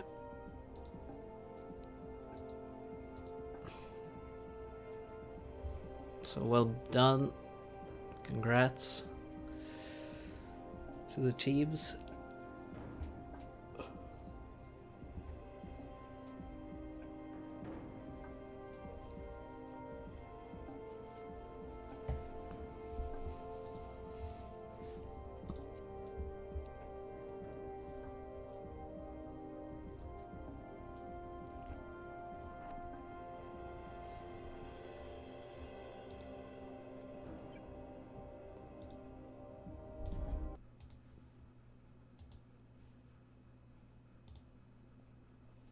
What's going on? Why is it crashed like this? Come on.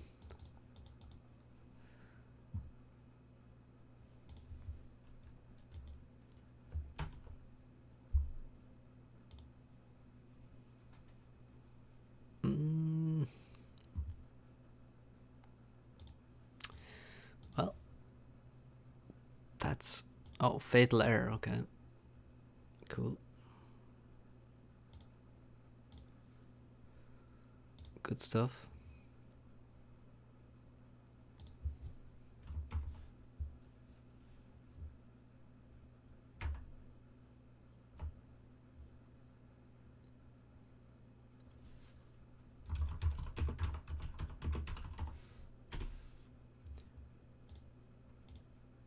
Now what? Indeed.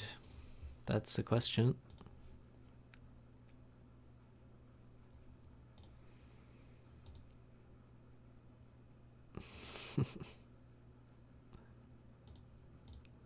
Well, it is YOLO hosting a lobby 1600 plus. Sorry. Poor YOLO.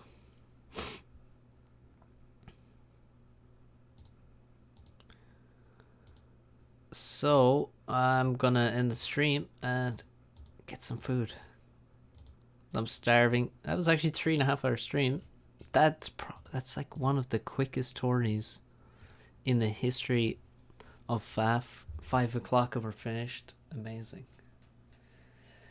Amazing. Thank you, Yuri, for hosting. Pretty epic that he got so many viewers as well. And we had like 100 viewers solid for a long time. That's pretty cool as well. So thanks everyone for tuning in. And see you next time. See you guys.